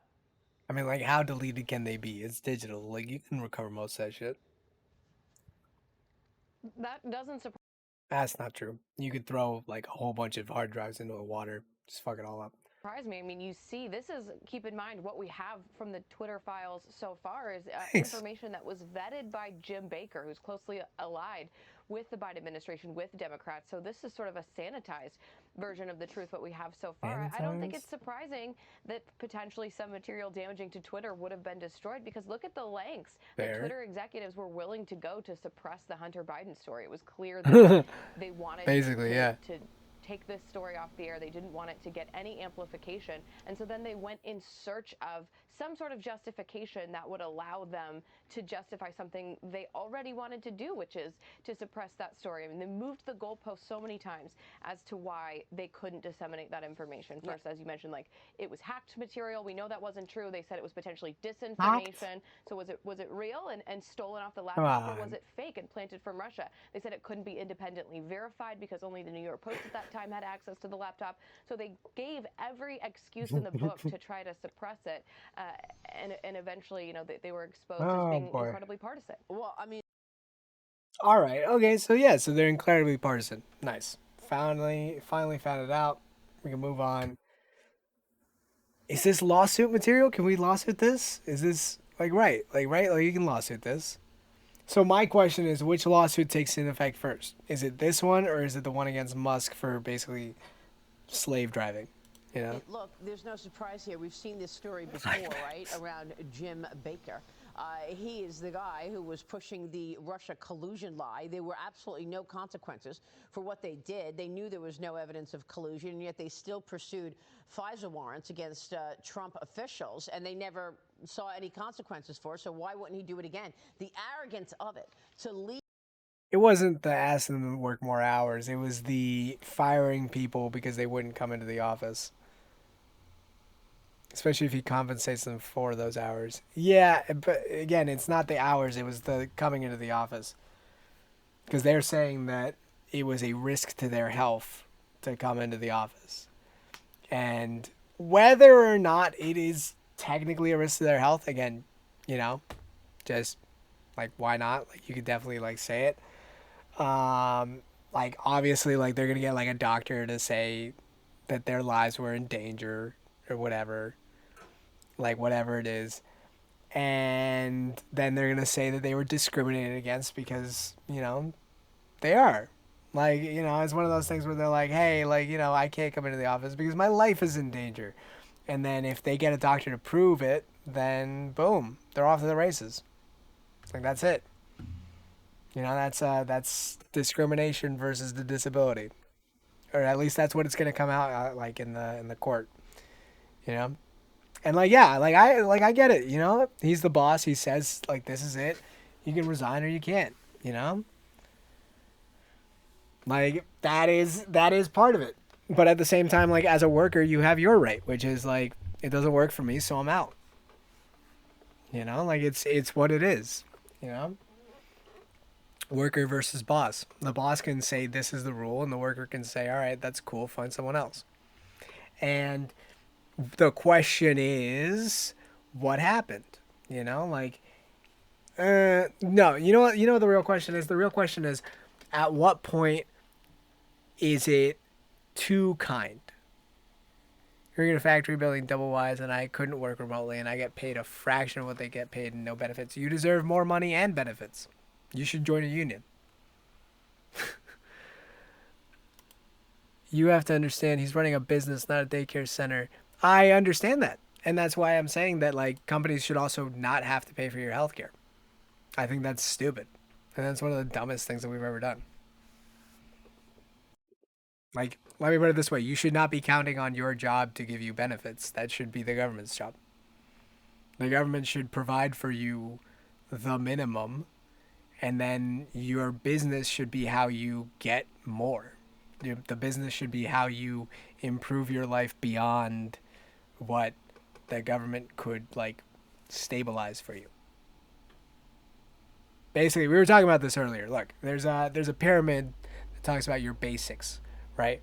And basically what it means is at the lowest branch of the pyramid, it's hello, thanks for the follow, love new follows. We're just talking politics. But anyways, there's this thing called Maslow's triangle or pyramid or whatever it is. At the very bottom, I'm not talking about universal income. I'm talking about Maslow's pyramid. It's a hierarchy of need is what it's called. And basically at the very, very bottom, it tells you the basic needs.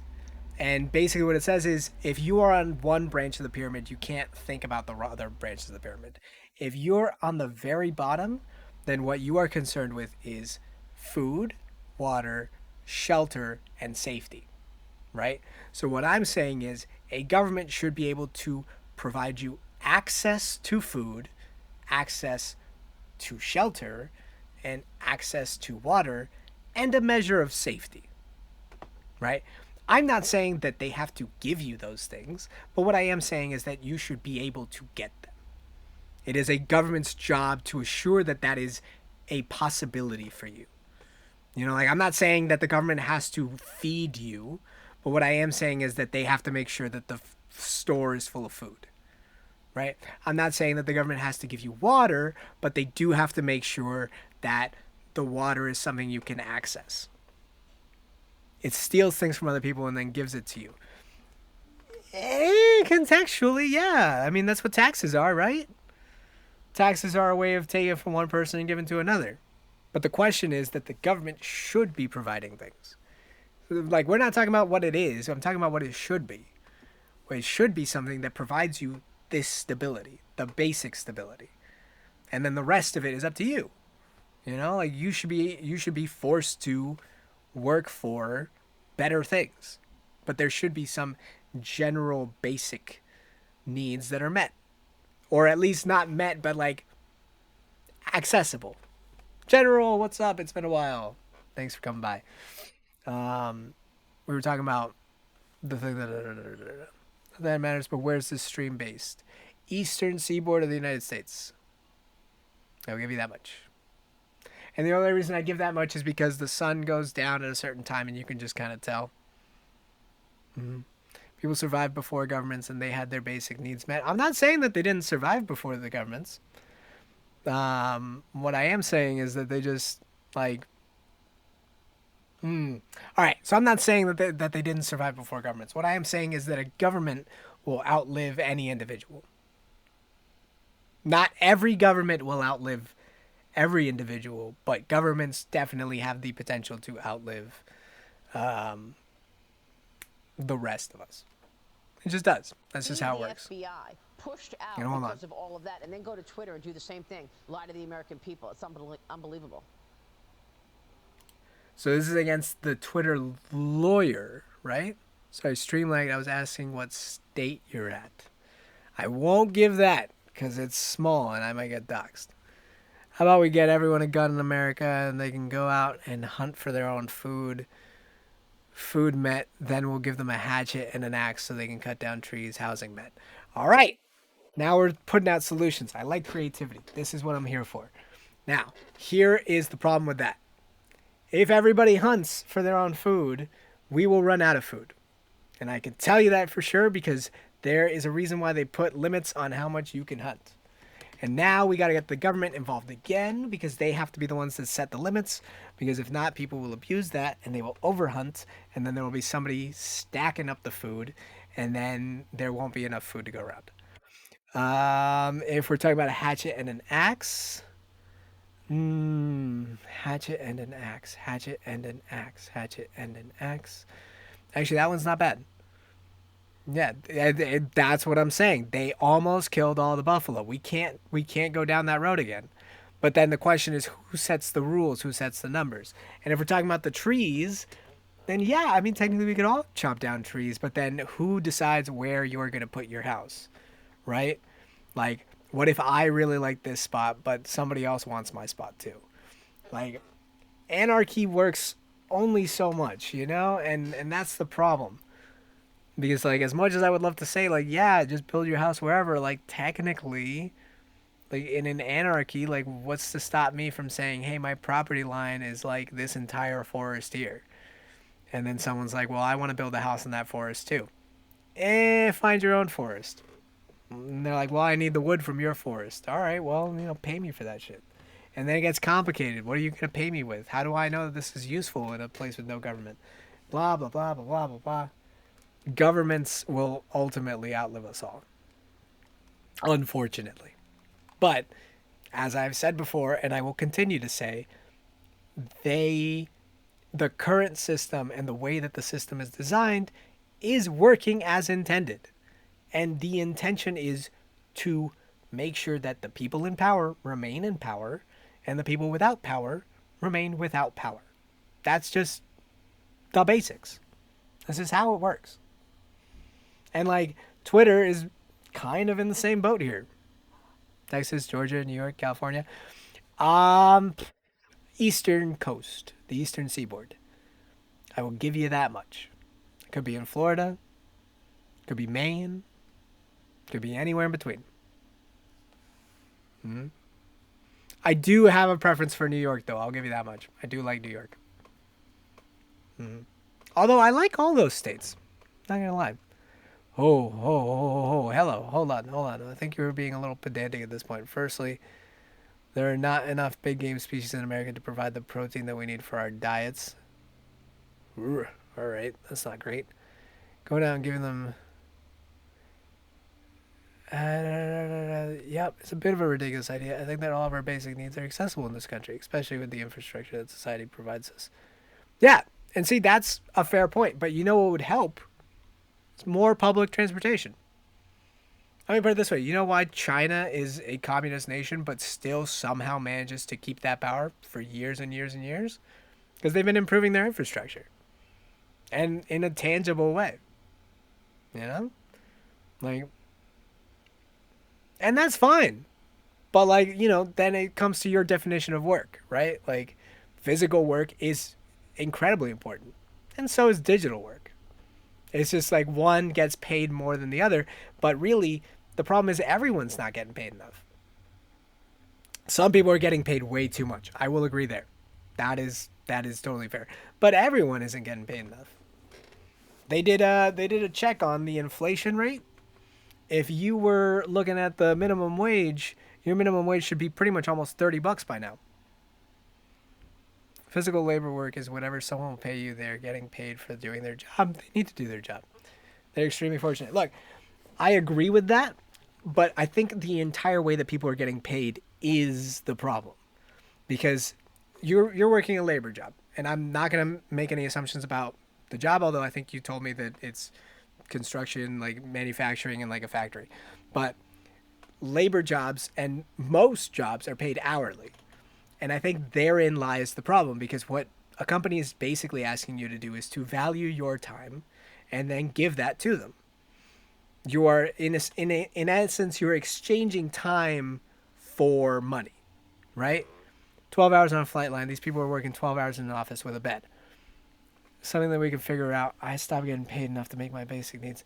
Yeah, and look, that's fair. But what I'm saying is the way you get paid is time, money, right? Boom, boom. I give you this much time, you give me this much money. And there are obvious costs to that. I mean, you know, putting in, I am familiar with a little bit of Jordan Peterson, not a lot. Anyways, time, money, right? But freelancers end up valuing it a little differently. What they say is, I will do this job, complete it for you, and you will pay me this amount. Right? It's not about how much time they spend doing it. It's about what they produce for you. So let's put it this way. Instead of you getting paid for an hourly wage, if you were paid instead by how many things you produced, then you would produce more of them. And so if we're talking about like computers and working a digital job, then something that you could say is, hey, I will pay you for this work and not for like an hourly wage or like a salary or something. You can work as many hours as they want, as long as they can work what they want to work. Yeah, so they can work, if they want to work 20 hours a day, work 20 hours a day, you know? It's a bit more driven by demand. Yeah, but that's business, right? Business is supply and demand. Like, you find what is in demand, you do what is in demand, and then you complete the thing. He expects those people to work 12 hours. Again, yeah, you work whatever it is. Recently, I saw he's doing a thing on Exodus in the Bible with, I believe, Dennis Prager. He's making it a series. All right, well, I mean, I'm not super into making this a religious thing, but that's pretty cool, you know what I mean? Because he needs to make the company profitable. Look, again, business is supply versus demand. And so when you get into supply versus demand, what you really should be asking is, how many of these things can I produce, and how much will you pay me for each of the things I produce? And when you get into a comment of like time to money, then you are literally tying yourself to an hourly rate.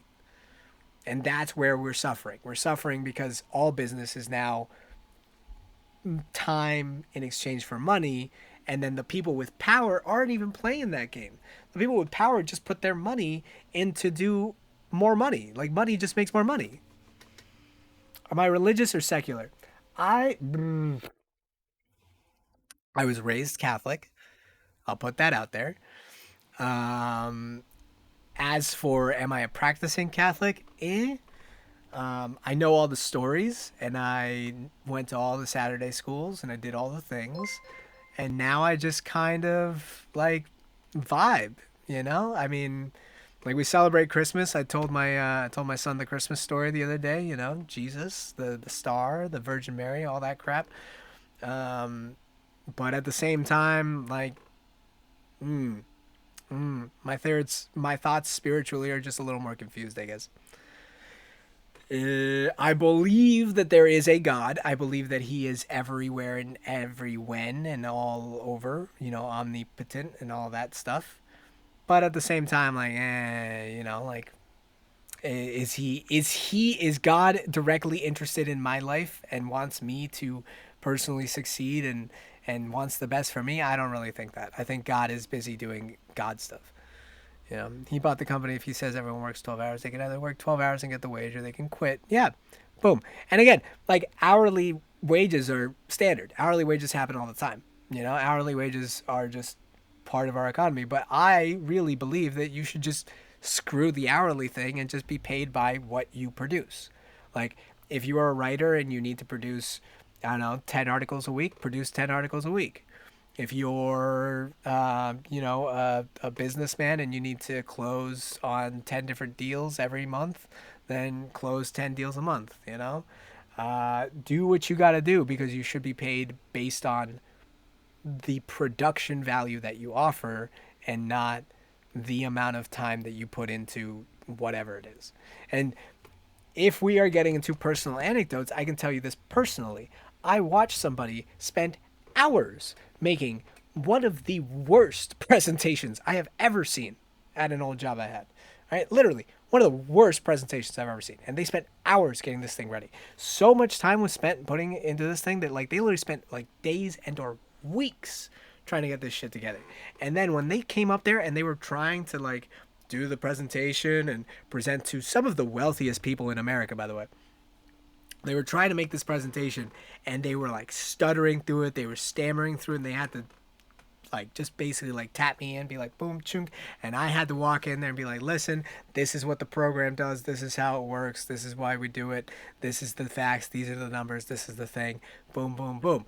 But I watched this person basically waste days and days and days making a PowerPoint that is by far one of the worst presentations I've seen in my professional life and in my personal life.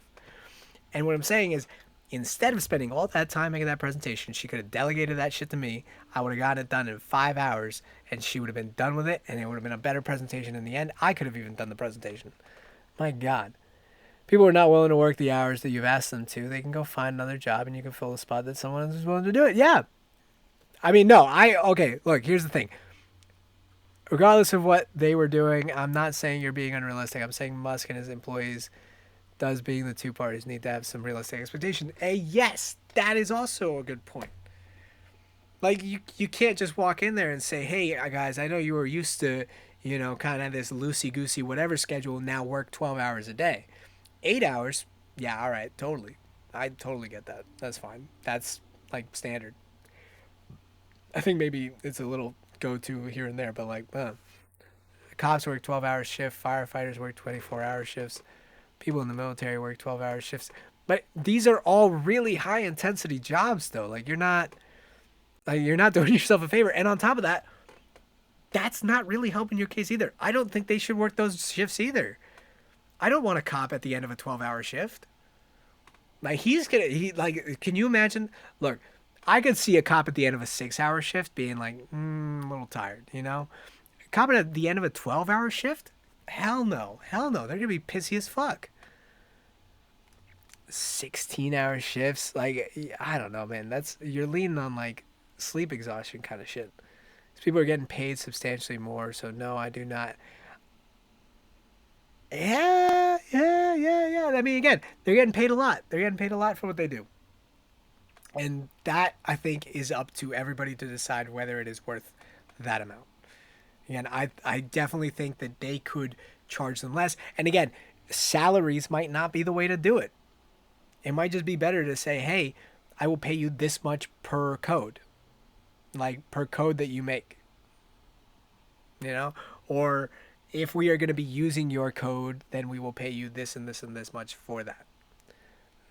Complaining like he's not going to compensate them for that extra time.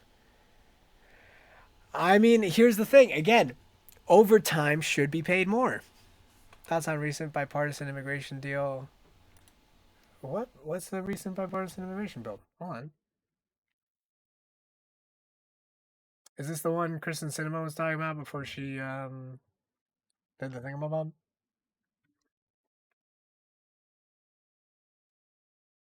It's not the time for DACA folks to play nice and be sweet. The White House saviors would have you believe.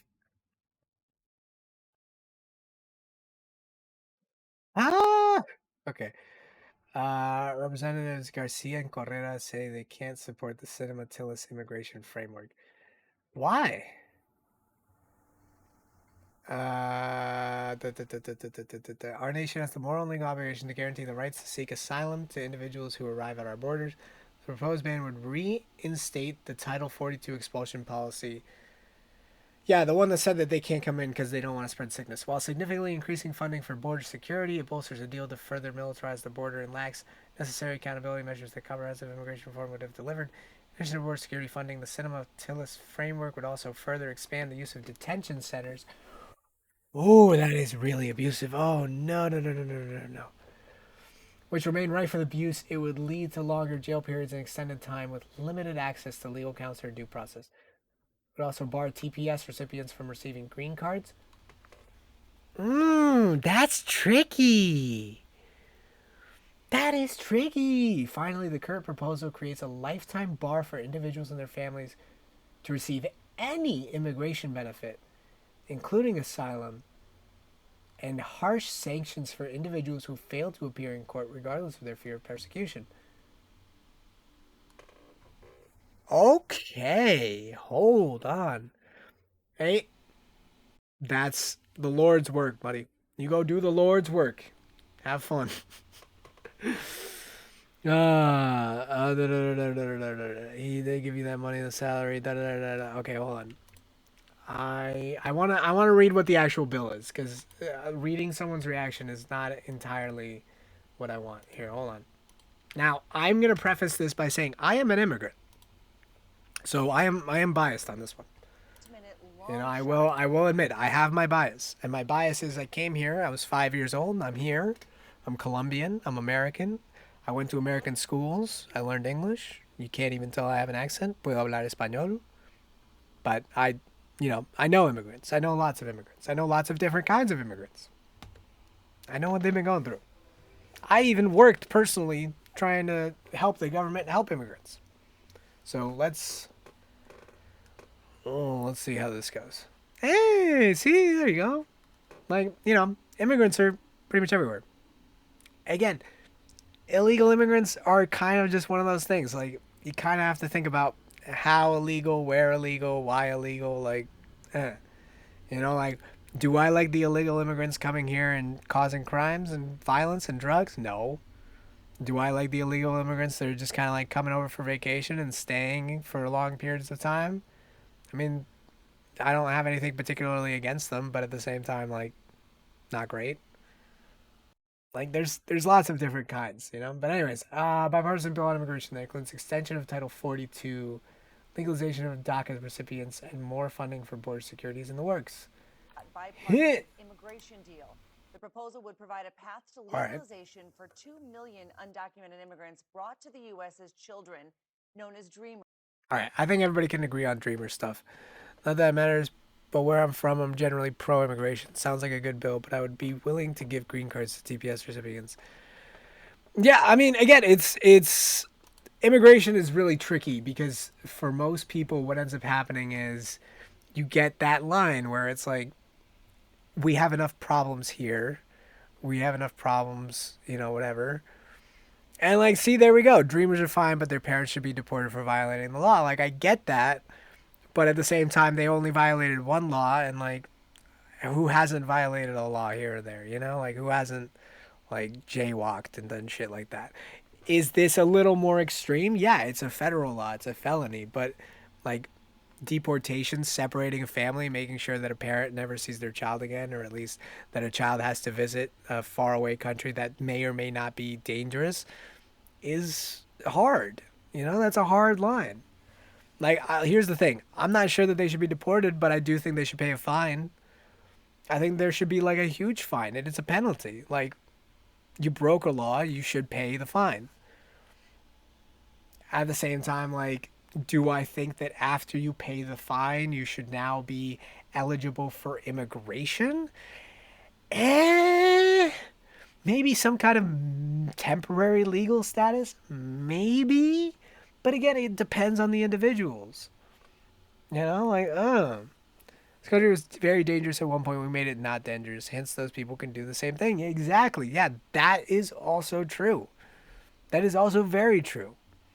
But what you're saying is basically sending people that have been here for years now, like many, many years. We're talking about people who, like, literally don't have a home anymore where you're talking about. Like, you could send them back, but they'd just be homeless in a country that has probably changed a lot since they left. But again, this is talking about people going forward, maybe not so much the people that are already here, but especially when it comes to dreamers, I don't know. Like, it's kind of hard because especially when it comes to the parents of dreamers, like, some of them have just been parents and, like, they're just kind of working jobs and putting their kids through school just the same as everybody else. On Twitch, and he says he supports supporting all illegal immigrants and temporary ban on basically all legal immigration except the most necessary merit-based asylum. So yeah, kind of idiotic. Ignore the laws that we agreed upon. Are we going to actively just ignore that we have stated to be our boundaries? This is illegal immigration. Are you saying there should not be no, I'm saying there should definitely be consequences for actions. But again, there is part of the Constitution that says that the consequences have to be valid, equal, something that we all agree is just. And when you think about just like how much trauma we caused for all those kids that we separated at the border, like we need to find something better. Like trying to cross a line that is, for all intents and purposes, imaginary is maybe not, the win that we think it is. Like that might not be enough to like separate kids from their parents, start this whole like huge process. I don't know. It's hard. It's a hard line. And again, I have my bias, so I'm trying not to actively, pursue that bias. But like I do have my bias. Like I know what it's like to have an immigrant parent. Like I know what it's like that they just kind of like work whatever jobs they can. My mom was a nurse. Like luckily she's a good nurse, so like we got good jobs. But like she's a nurse. Sending them home because they didn't follow the guidelines and or the law. Violation of the law means deportation and home. USA is such an island in terms of domestic politics. Also, thanks for chatting, first time chatter. Send them to China. Send them to China. Send them to Europe. Look, again, we could talk about where we're going to send them and everything, but now this is just turning into a NIMBY debate, not in my backyard. Like, we just don't want them here, but we don't want to send them home. Where do they go? And then here comes the other question, which is like, are we turning away someone that could potentially be a boon to us? Like, migrant work is necessary for all intents and purposes. Like we can try to make it more automated. We could try to give those jobs to Americans, but there's just lots of jobs that Americans don't want to do for the price that immigrants do, like, and it's just like, unfortunately, it's an unavoidable reality. Sent to Africa. Look, again, it's a really tricky situation, Yes, and I get that. And we honestly should be spending more time automating shit, making shit more robotic. I don't think that anybody should do the jobs that, these people are being paid nearly nothing to do. But, immigration is tricky. It's a tricky thing, like, yeah. And like, Here's the other thing. Yes, that is a really great point. You're risking your kids' lives going through the desert, going with the drug cartels, all that stuff. But here's the bro, you were supposed to come back. You're busy, man, doing the Lord's work. The Lord's work. Go get that. Anyways, no, look, I get what you're saying. They are risking a lot going through the border, especially the way they do. And like, you're making a lot of sense. Like, that is child endangerment at the very least. But what you also got to remember is illegal immigrants are not just the people that cross the border by accident. Illegal immigrants are also people that just like take a plane in here, go and disappear for a little while, and then just never come back. I don't know why it's sent twice. I just thought you wanted to be really clear about that. But yeah, so like, here's the other thing. Like, if we're talking about the people coming through the border, I know someone that came through the border. It sucks. It's fucking terrible.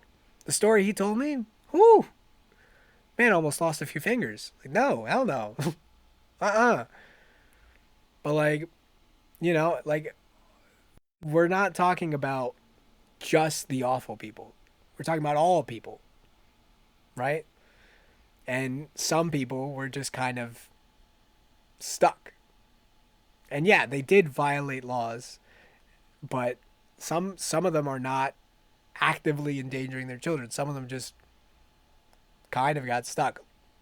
Like, there's lots of people that come in here with visas legally and then just don't leave, or don't renew them, or don't follow the right procedure because the immigration process is a convoluted mess, and they get fucked out of their chances of being here.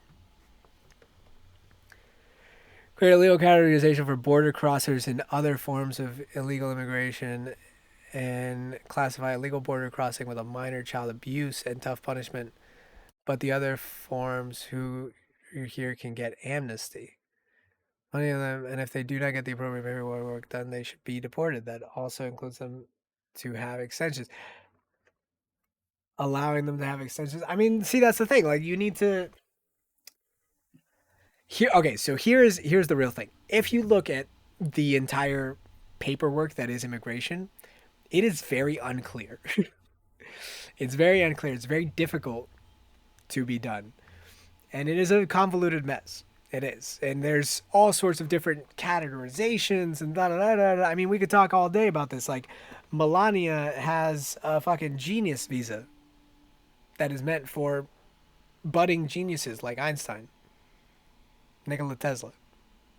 You know, and we gave that to Melania, the budding genius, Melania. I'll let that one sink in. A lot of my workplace, they don't speak. They're okay people. Yeah, find it a little funny. Let them pay for their gas at the end of the week, and all they have to do is say my boss's name. Yeah, yeah. Like, that's the thing. Like, we could talk about the really, really shitty people, and like, I am not arguing that there are no shitty fucking human beings that are just, you know, doing all shit like that. But like, man, Colombia. Actually, we had a funny moment earlier today when I found out that the guy that they traded for Brittany Griner apparently tried to sell 20,000 AKs to the FARC in Colombia, the revolutionaries. That man was in my backyard selling weapons to my cousins. No, not my cousins. As far as I know, my family didn't get involved with the paramilitary stuff. But, I mean, hey, you know what? It's a small country. We know pretty much everybody. Like, if we could send illegal immigrants to Ukraine, I mean, we would, but I'm guessing you got work for them, man. All right, hold on. We never actually watched this video. For at least a year, and it includes $25 billion in border security funding. Democrats are looking to tackle immigration reform before they lose the majority in the House. Let's bring in Caroline Coudrier, immigration reporter at Colombia. And look, Leviticus, I don't think anyone's trying to say that you hate illegal immigrants. But what I am saying is there are different laws that were broken, right? And the laws that were broken have punishments that may be less kind than we think they are. Or at least, and I'm not saying that breaking laws should have kind punishments, but what I am saying that when the crime is like, you know, stealing some lollipops from a store, you shouldn't suddenly get your hand chopped off, you know? And like, I'm not saying that this is the equivalent of that, but you are technically removing someone's livelihood if they're working here. You're removing their home if they live here, and you're removing them like access to their family if their family's here. And technically, yeah, like, I get it. They broke the law. They shouldn't be here. They shouldn't whatever. But at a certain point, like, it's kind of hard not to see them as like your neighbors and like people that just kind of are around you. The worst people, the ones that come in here with drugs and they're raping and killing and whatever, yeah, oh yeah, fuck them. Send them to jail. Put them in whatever. Make sure they never get into this country again. Whatever you got to do. But some of them are just people. And like, I think for them, we at least should have some kind of, I don't know, pay a fee, go through a process, do kind of weird shit. I don't know, some other middle ground. And hold on, I'll look at that in a second. Thank you so much for having me. So explain, it seems like it's tough, how tough a Title 42 extension would be for Democrats, especially after a federal court ruled the policy illegal last month. How difficult is that to put that in this compromise? Ooh. It's incredibly difficult. As you identified, Title 42 is very controversial for Democrats. They've disliked the policy ever since it was instated in March of 2020. And that element is part of the plan in order to bring Republicans on board. The bill needs 60 votes to pass. Even if every single Democrat gets on board, Okay, so what they're saying is it needs 60 votes to pass, so there has to be some kind of Republican support. That's the only reason they're putting Title 42 in there. I get it. They need something. You can't pass an immigration bill without putting some kind of border protection on there. It literally would be impossible. And this, giving some kind of legal status to Dreamers, might be one of the biggest immigration bills that could come out in like the last 15 years. Democrats had the House and the Senate and did not pass a single legislative bill for the immigration issue. That is a reality. Yeah, That is the reality. And trust me, I'm fucking pissed about it. I've got lots of immigrant friends. They were waiting on a lot of things. Lots and lots of things. None of that shit happened.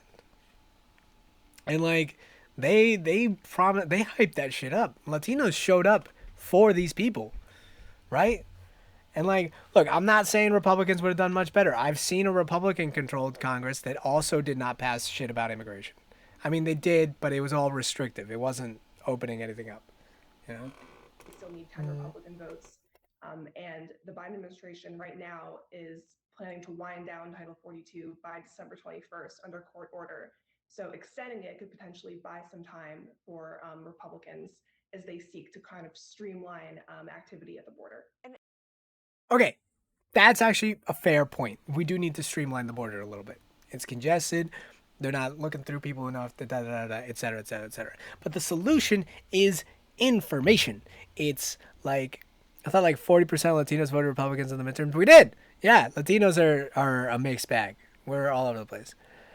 Went to go buy a shotgun this morning for home defense, but because I'm under the age of 21. Oh, you are? Oh, that sucks.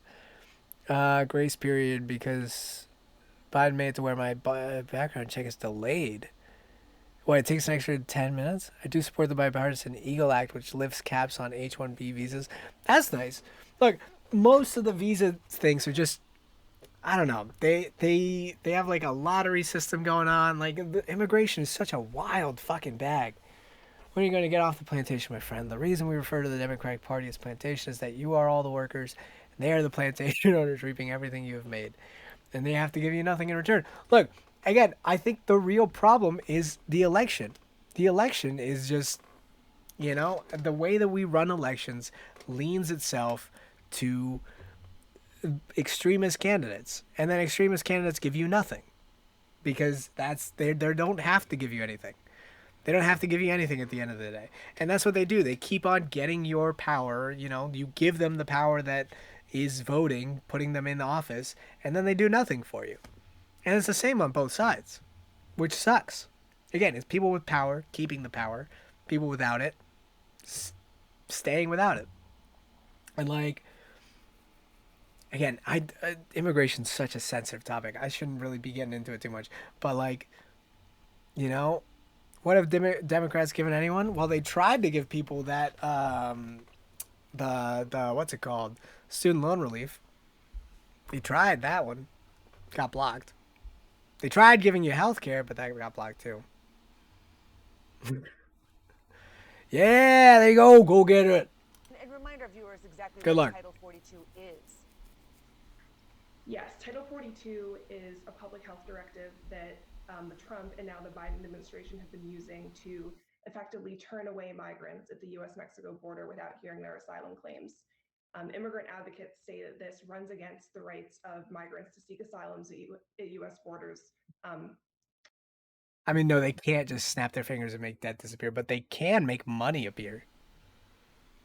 I mean, not really. It shouldn't, like, not really, you know. And like from an economic standpoint, you cannot just snap money and make money appear, or snap your fingers and make money appear. But like from a government standpoint, we print $1 billion a month, so like. But it's been used as a way to avoid COVID spread for True, very true. more than 2.5 years. So let's talk about the dreamers here. There are 343,000 dreamers employed in essential jobs, right? So that could be a real challenge on the economic front, right? If you have suddenly all these people who are not available to work here, if the U.S. Is this something that Republicans will consider in negotiating this bill? I mean, that's 343,000 in essential jobs, but there's 2 million dreamers, which means that could possibly be 2 million just kind of, you know? Yeah, I don't know what essential means. I was going to say there's 2 million. Like, like, why did you have to be like, hey, there's only 3? Like, what about the other dreamers, man? That was bullshit. Like, think about if you're a dreamer and they're like, hey, 343,000 of them are in essential jobs, and you're just sitting there being like, is that me? No, I work for Twitter. Fuck. But they sure, yeah, oh yeah. Yes, I think moderate Some people didn't need to show up. Are very aware of shortages across the economy and are willing to look at immigration as a solution to that. I do think the politics are very difficult around immigration for Republicans, Okay. which is why I don't think that you'll see the House Republican majority in January take up an immigration deal. And that's why the timing is so tight here. There are only a couple of weeks left in the lame duck session, and this could be potentially the last chance in years to pass major immigration policies. But like you said, all right, hey, actually, you know what? She's got a really good point on that. She's got a really good point on that. You know, because there's no chance that there's an immigration bill coming once they split the Senate and the House. Like, there's just no chance. Like, there's no shot of that happening. Not even a little bit. Protections for dreamers are something that businesses have advocated for, colleges and universities have advocated for. It's widely seen as one of the more sympathetic immigration groups in the U.S. So the window really tight here. You say there are very few chances that an immigration bill would pass with Republicans controlling the House and Kevin McCarthy. But see, here's the problem. If you just give dreamers the and again, trust me, I have lots of immigrant friends. I am myself an immigrant. If you just give people immigration, right? If you just let them come in, it's not fixing the fucking problem, which is that the system is broken. Like, it's not, the problem isn't that there's a bunch of immigrants here. The problem is there's a bunch of immigrants that want to be here. And the problem is that we have no system of getting them either in or out. Like, the system itself to allow them in doesn't work right. And so, like, that's the point. Yeah, nobody wants to fix the system. They just want to patch the little fucking problem. Like, trust me, I think Dreamers are great. I love the DACA program. I think that that's awesome. But, like, it doesn't fucking work. Like, it doesn't work, you know? Like, DACA is great, but it's just a little fucking patch. And, like, there are children that are coming and they're going to be eligible for DACA too.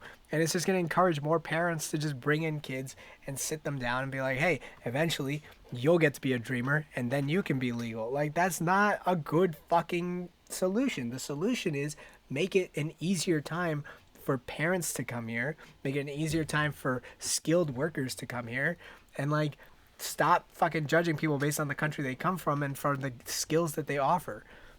I'm gonna get lost in this. Look, immigration's a touchy subject for me.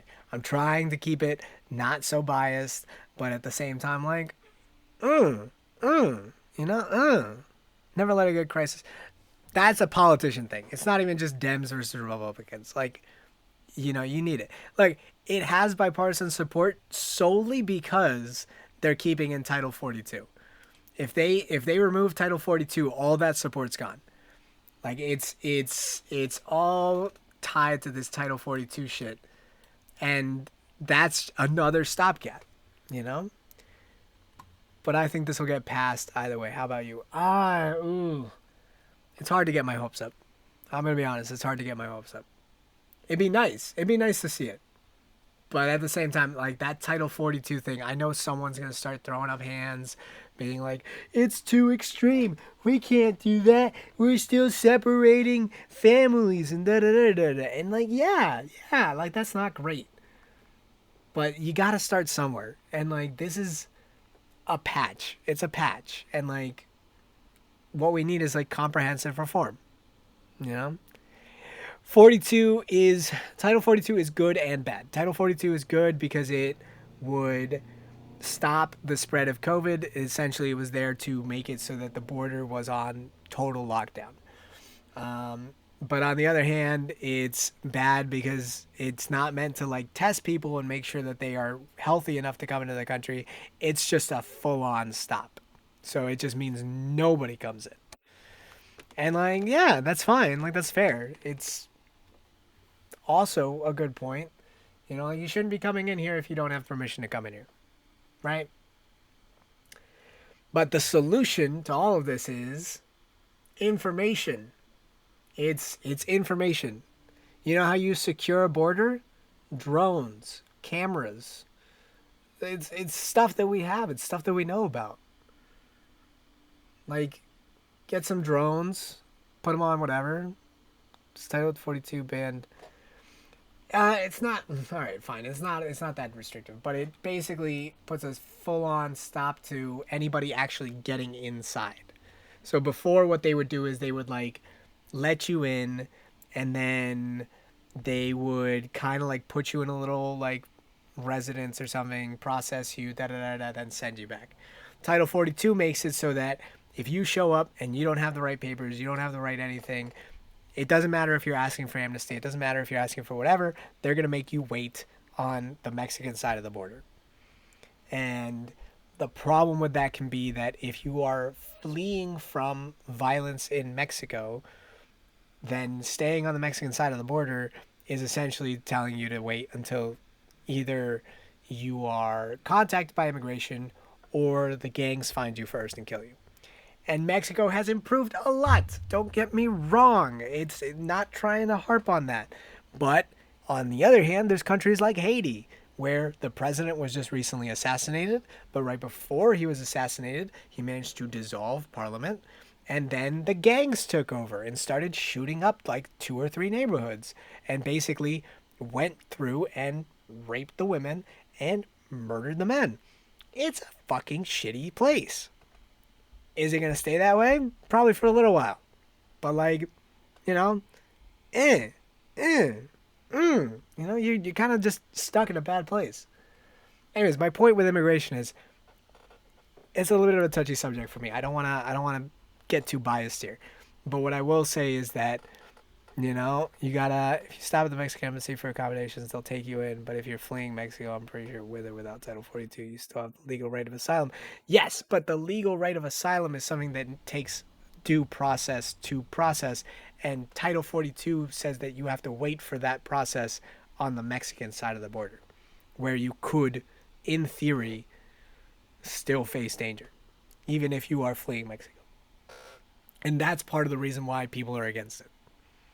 That, and also it involves a lot of keeping prisons and stuff open that people were not too happy about being open, because prisons are private prisons that basically just make their money by getting people to stay in them longer.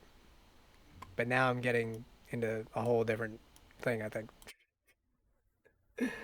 All right, hold on. All right, we'll look at a few more things, but I think we're gonna call it pretty soon, just because. What's this DACA stuff? Take action DACA now. What is this? This is literally not even DACA stuff. I don't know if America can handle 2 more years of massive illegal immigration. Hashtag DACA, hashtag Title 42. Response to an expected increase in... Okay, they're saying it's going to be increased because of Title 42. Do you have any DACA recipients working for you at any of your companies? It'd be awesome to be recognized as one of those. Fair. It's December. Has any version of the DREAM Act. Time is now. Yeah, I mean, again, like, nobody else can fix it, you know? I'll have to research it, but I don't know. I'm pretty sure Mexico can accommodate most people since... All right, you know what? Since we're a little confused, why don't we just look up what Title 42 is? Because I'm now getting confused myself, and I don't want to be spreading misinformation. So let's see what's Title 42. Hey. Biden administration is weighing different ways to restrict asylum seekers as Title... Okay, hold on. What is Title 42? For more than a year, the Biden administration kept in place at the U.S. Southern... Is funded in whole or in part by the American government. Okay, take note. This is a little biased. It is published by the government. It is propaganda. Border, a Trump-era policy known as Title 42, which allowed the U.S. to quickly expel migrants to their country of origin or Mexican border towns. On April 1st, the administration announced the policy would end on May 23rd, giving U.S. officials time to prepare for what they expect to be an increase in migrant arrivals at the U.S.-Mexico border. Some Democrats support ending the policy and celebrated the announcement, but Republicans are against the decision to end Title 42. But what is Title 42? Thank you. So when That's we the question. say Title 42, what we're actually referring to is an order issued by the director of the Centers for Disease Control And that CDC order empowered border enforcement agencies to remove migrants crossing to the United States, including those hoping to apply for asylum, which is their right under U.S. law. And again, if you're coming through a port of entry with a kid, I'm not calling you out. But if you are trying to cross the border, like the rivers and the alligators and the deserts with a kid, yeah, I do think that is endangering a child at the very least. International treaty. Title 42 also blocked entry of asylum seekers who presented themselves at ports of entry under the policy. It's aimed specifically at the entry of immigrants at the U.S.-Mexico border who do not have documents.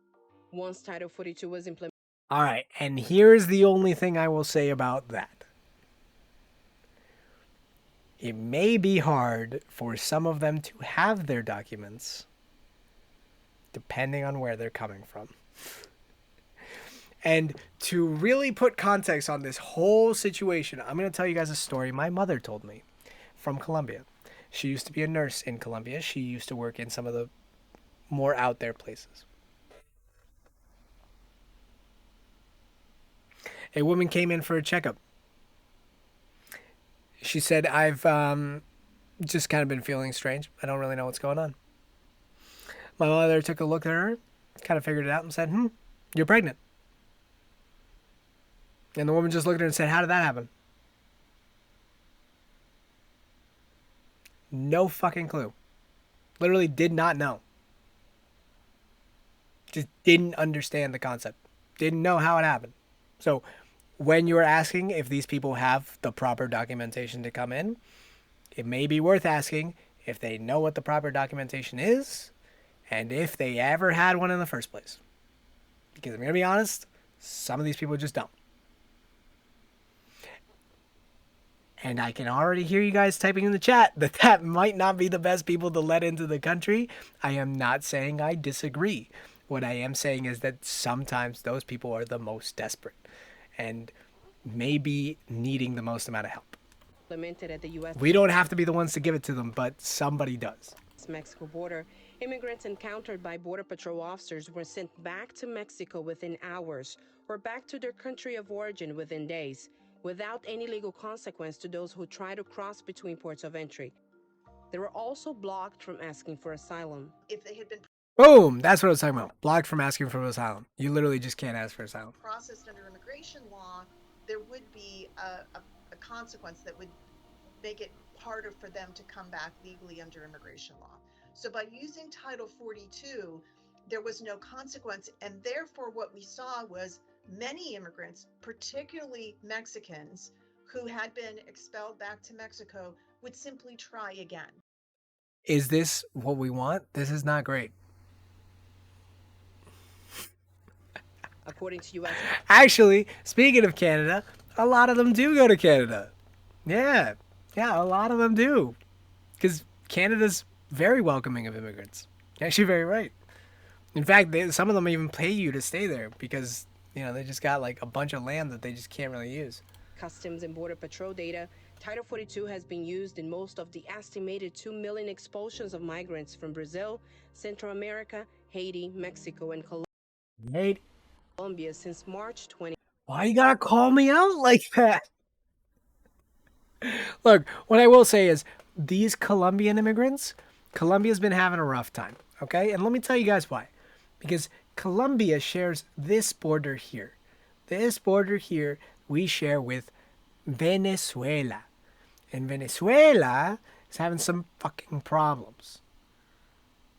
Fucking broke is what happened. And so all the people that couldn't afford to live in Venezuela anymore because Venezuela is literally unlivable moved into the neighboring countries, being Brazil and Colombia. And then from there, moved out because they said, fuck that. It's getting overcrowded here. It's getting overcrowded here. We got to get the fuck out. And Colombians did the same because they saw that their government was just letting in all these Venezuelans and being like, we got to do something about this. And they left. And a lot of them are still leaving. So again, I'm not saying that immigration isn't a problem. It is a problem. It's a problem here. It's a problem here. It's a problem here. It's a problem here. It's a problem everywhere. But like, we gotta fix all these problems. Like immigration's not a simple here and there. Like all these things have to be fixed if we want people to stop coming in here. And I'm not saying we have to fix them personally, but if we don't want them coming here, we need to do something. And part of it is what I was saying, information. Get drones, get cameras, get like AI surveillance systems. Like we're super duper close to that shit anyways. Like just put that shit at the border. Have it so that we can literally scan everybody, figure out exactly where they're from, and then, take things from there. 2020. The number of encounters is higher than the actual number of migrants crossing the border because many of those migrants are crossing multiple times in the same month.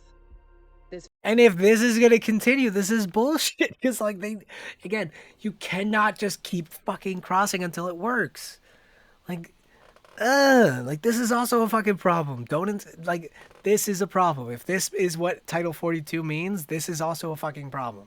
This February, U.S. border officials registered 164. I don't care if it makes it easier to kick them out. This is a problem. If they're just going to keep fucking trying, it's just going to be either they die or they succeed. 1,973 migrant encounters. Of those, 91,513 were expelled. The rate of repeated crossing attempts is estimated to be 30% higher in the Title 42 era. Federal law allows people from other countries to seek asylum in the United States if they fear persecution at home. They must be present in the U.S. and prove a fear of persecution on one of 5 grounds: race, religion, nationality, political opinion, or membership in a particular social class. All right, so here's what I will say. Most of the time, my answer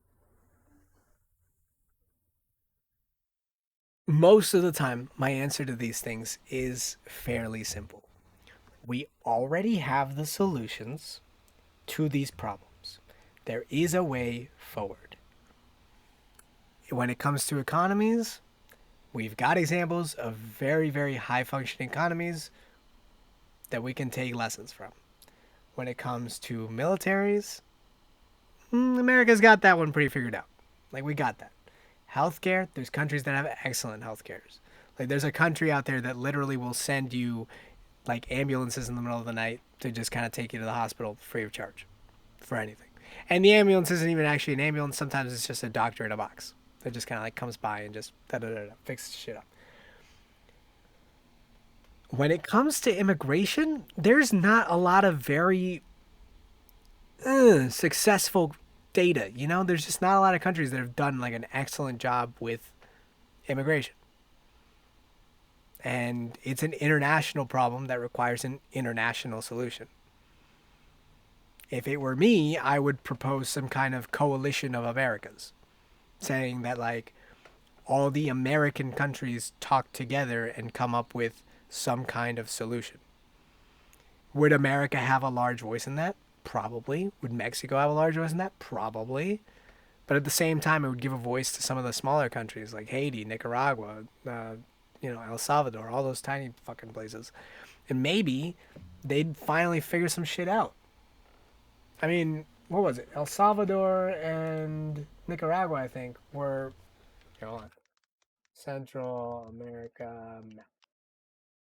But Honduras and El Salvador have been at war for fucking ever. They just keep fucking tossing it back and forth. It's time to cut that shit out and that shit. Belize, I believe it's French. I don't know why it's here. Panama. I miss Panama, but I wasn't around when we broke off and became 2 countries. So, it is what it is. But the point is, if we could talk as countries, get all of Central America together, get all of South America together, have some conversations, maybe we could fix some of these fucking problems instead of just kind of passing shit all along until it finally breaks. Look at this. There's so many countries here, and we could just put all this to work. All these countries. Boom. We could have our own little European Union. Just coalition of Americas. Super duper simple. After May 23rd, U.S. border officials say they're expecting arrivals to increase at the southern border, but added that those unable to establish a legal basis to remain in the United States will be removed. We'll simply go back to processing any encounters across the border the way we always have under Title 8. Okay, so what they're saying is if they keep going under Title 8, they just have to put them in jail and do the whole process. But if they do Title 42, they can just kind of like whoop and just kind of push them along without ever checking their shit. Which is the immigration authority that has always been in place throughout the history of U.S. Customs and Border Protection. But ultimately, if someone is trying to come in without legal authorization and doesn't have the legal basis to stay, they will be placed in removal proceedings. Title 8 means that if a migrant passes what's called a credible fear screening by the asylum officer, then their case is referred to immigration court, where the migrant can apply for asylum as a defense against being deported. What is a credible fear? Oh, what they're saying is if this person has a credible fear, like if they can demonstrate to me that they are afraid. Oh, I thought they meant like that they are a credible fear. So you were like, I'm afraid of this person. And I was like, they're a border patrol. Like, aren't they meant to like not be afraid and like do the brave thing and shoot the If they bad don't pass guys? the Like, initial what? screening or are denied in immigration court, the applicant will be removed. All right, so basically it's Title 8 versus Title 42. All right, I am going to call it here-ish, though. I think we talked about it a lot. But essentially, I'd be down. I'd be down for a bipartisan immigration bill. I think it'd be great. I don't know if this is going to pass, and I'm not going to get my hopes up because I've seen way too many immigration bills come and go with no progress. It'd be nice. It'd be nice to see some progress, but the problem is, like, we need comprehensive immigration reform, and that's not it. Like, Title 42 is a Band-Aid. DACA is a Band-Aid. We need actual reform where, like, again, the border should basically, like, there shouldn't really be a wall. You could make little entrances and shit, but the wall's not going to cut it. You need drones. You need cameras. Maybe some tranquilizers on some of these drones, some of these robots. I don't give a shit. But, like, you need shit that actually patrols the border in a way that is efficient and safe. And then you need to fix the fucking process because trying to get into this country, trying to be approved for immigration is insane. The process is ridiculous. Should be 7 walls, all steel with robots and drones. Oh, yeah. If we could build that, then sure. But, like, the fucking... No, it'd be impossible. It'd be ridiculous. And on top of that, I don't even think it'd be as effective as we really think it is. The drones, sure. The robots and the drones, oh yeah. Those drones would kill it. But that's the thing. You don't need to see it. Like, let's put it this way. You go to the TSA, you go flying, and they tell you to take off your shoes. They tell you to take off your belt. They tell you to go through the metal scanner, all that shit. That's all just a charade. None of that matters. The FBI's already tracking people way before that. They're trying to make sure that nobody even steps foot out of that airport without them knowing about it. All right? They already know you purchased your ticket. They already looked into you. They already know who you are. And you know how I know that? I have a friend who gets stopped every single fucking time he goes to the airport. Literally every time he flies, they're always like, hey, random screening. Da-da-da, pulls him to the side. And I always thought, yeah, that's because you're so tall. No, turns out it's just his name. Yeah, he's just got a weird-ass name. And he always gets flagged. Every time. Every time. He knows. He doesn't fly with anything weird. He knows he's going to get searched. But the point is, most of that work is done beforehand. Most people get stopped way before they make it to the airport. And that little metal scanner shit at the end only guards you against things that we've already found. That's it. Spread your butt cheeks. That's how they do it. Anyways, guys, I am going to leave it here. Hopefully you're hopeful for the future. It may not sound like I am, but I am. I'm hopeful. I think there's good things coming. But, you know, for you guys, take care. Have a good day. And be hopeful. I think that's a good message. Anyways, I'm going to leave you guys here. But I will try to be here next week. I'm going to try to make more regular stuff. I'm going to try to switch up the stream, all this other stuff. I keep saying that, but yeah, I'm just going to keep trying. But I'll see you guys next week. Thanks for tuning in. And thanks for coming to chat. Take care.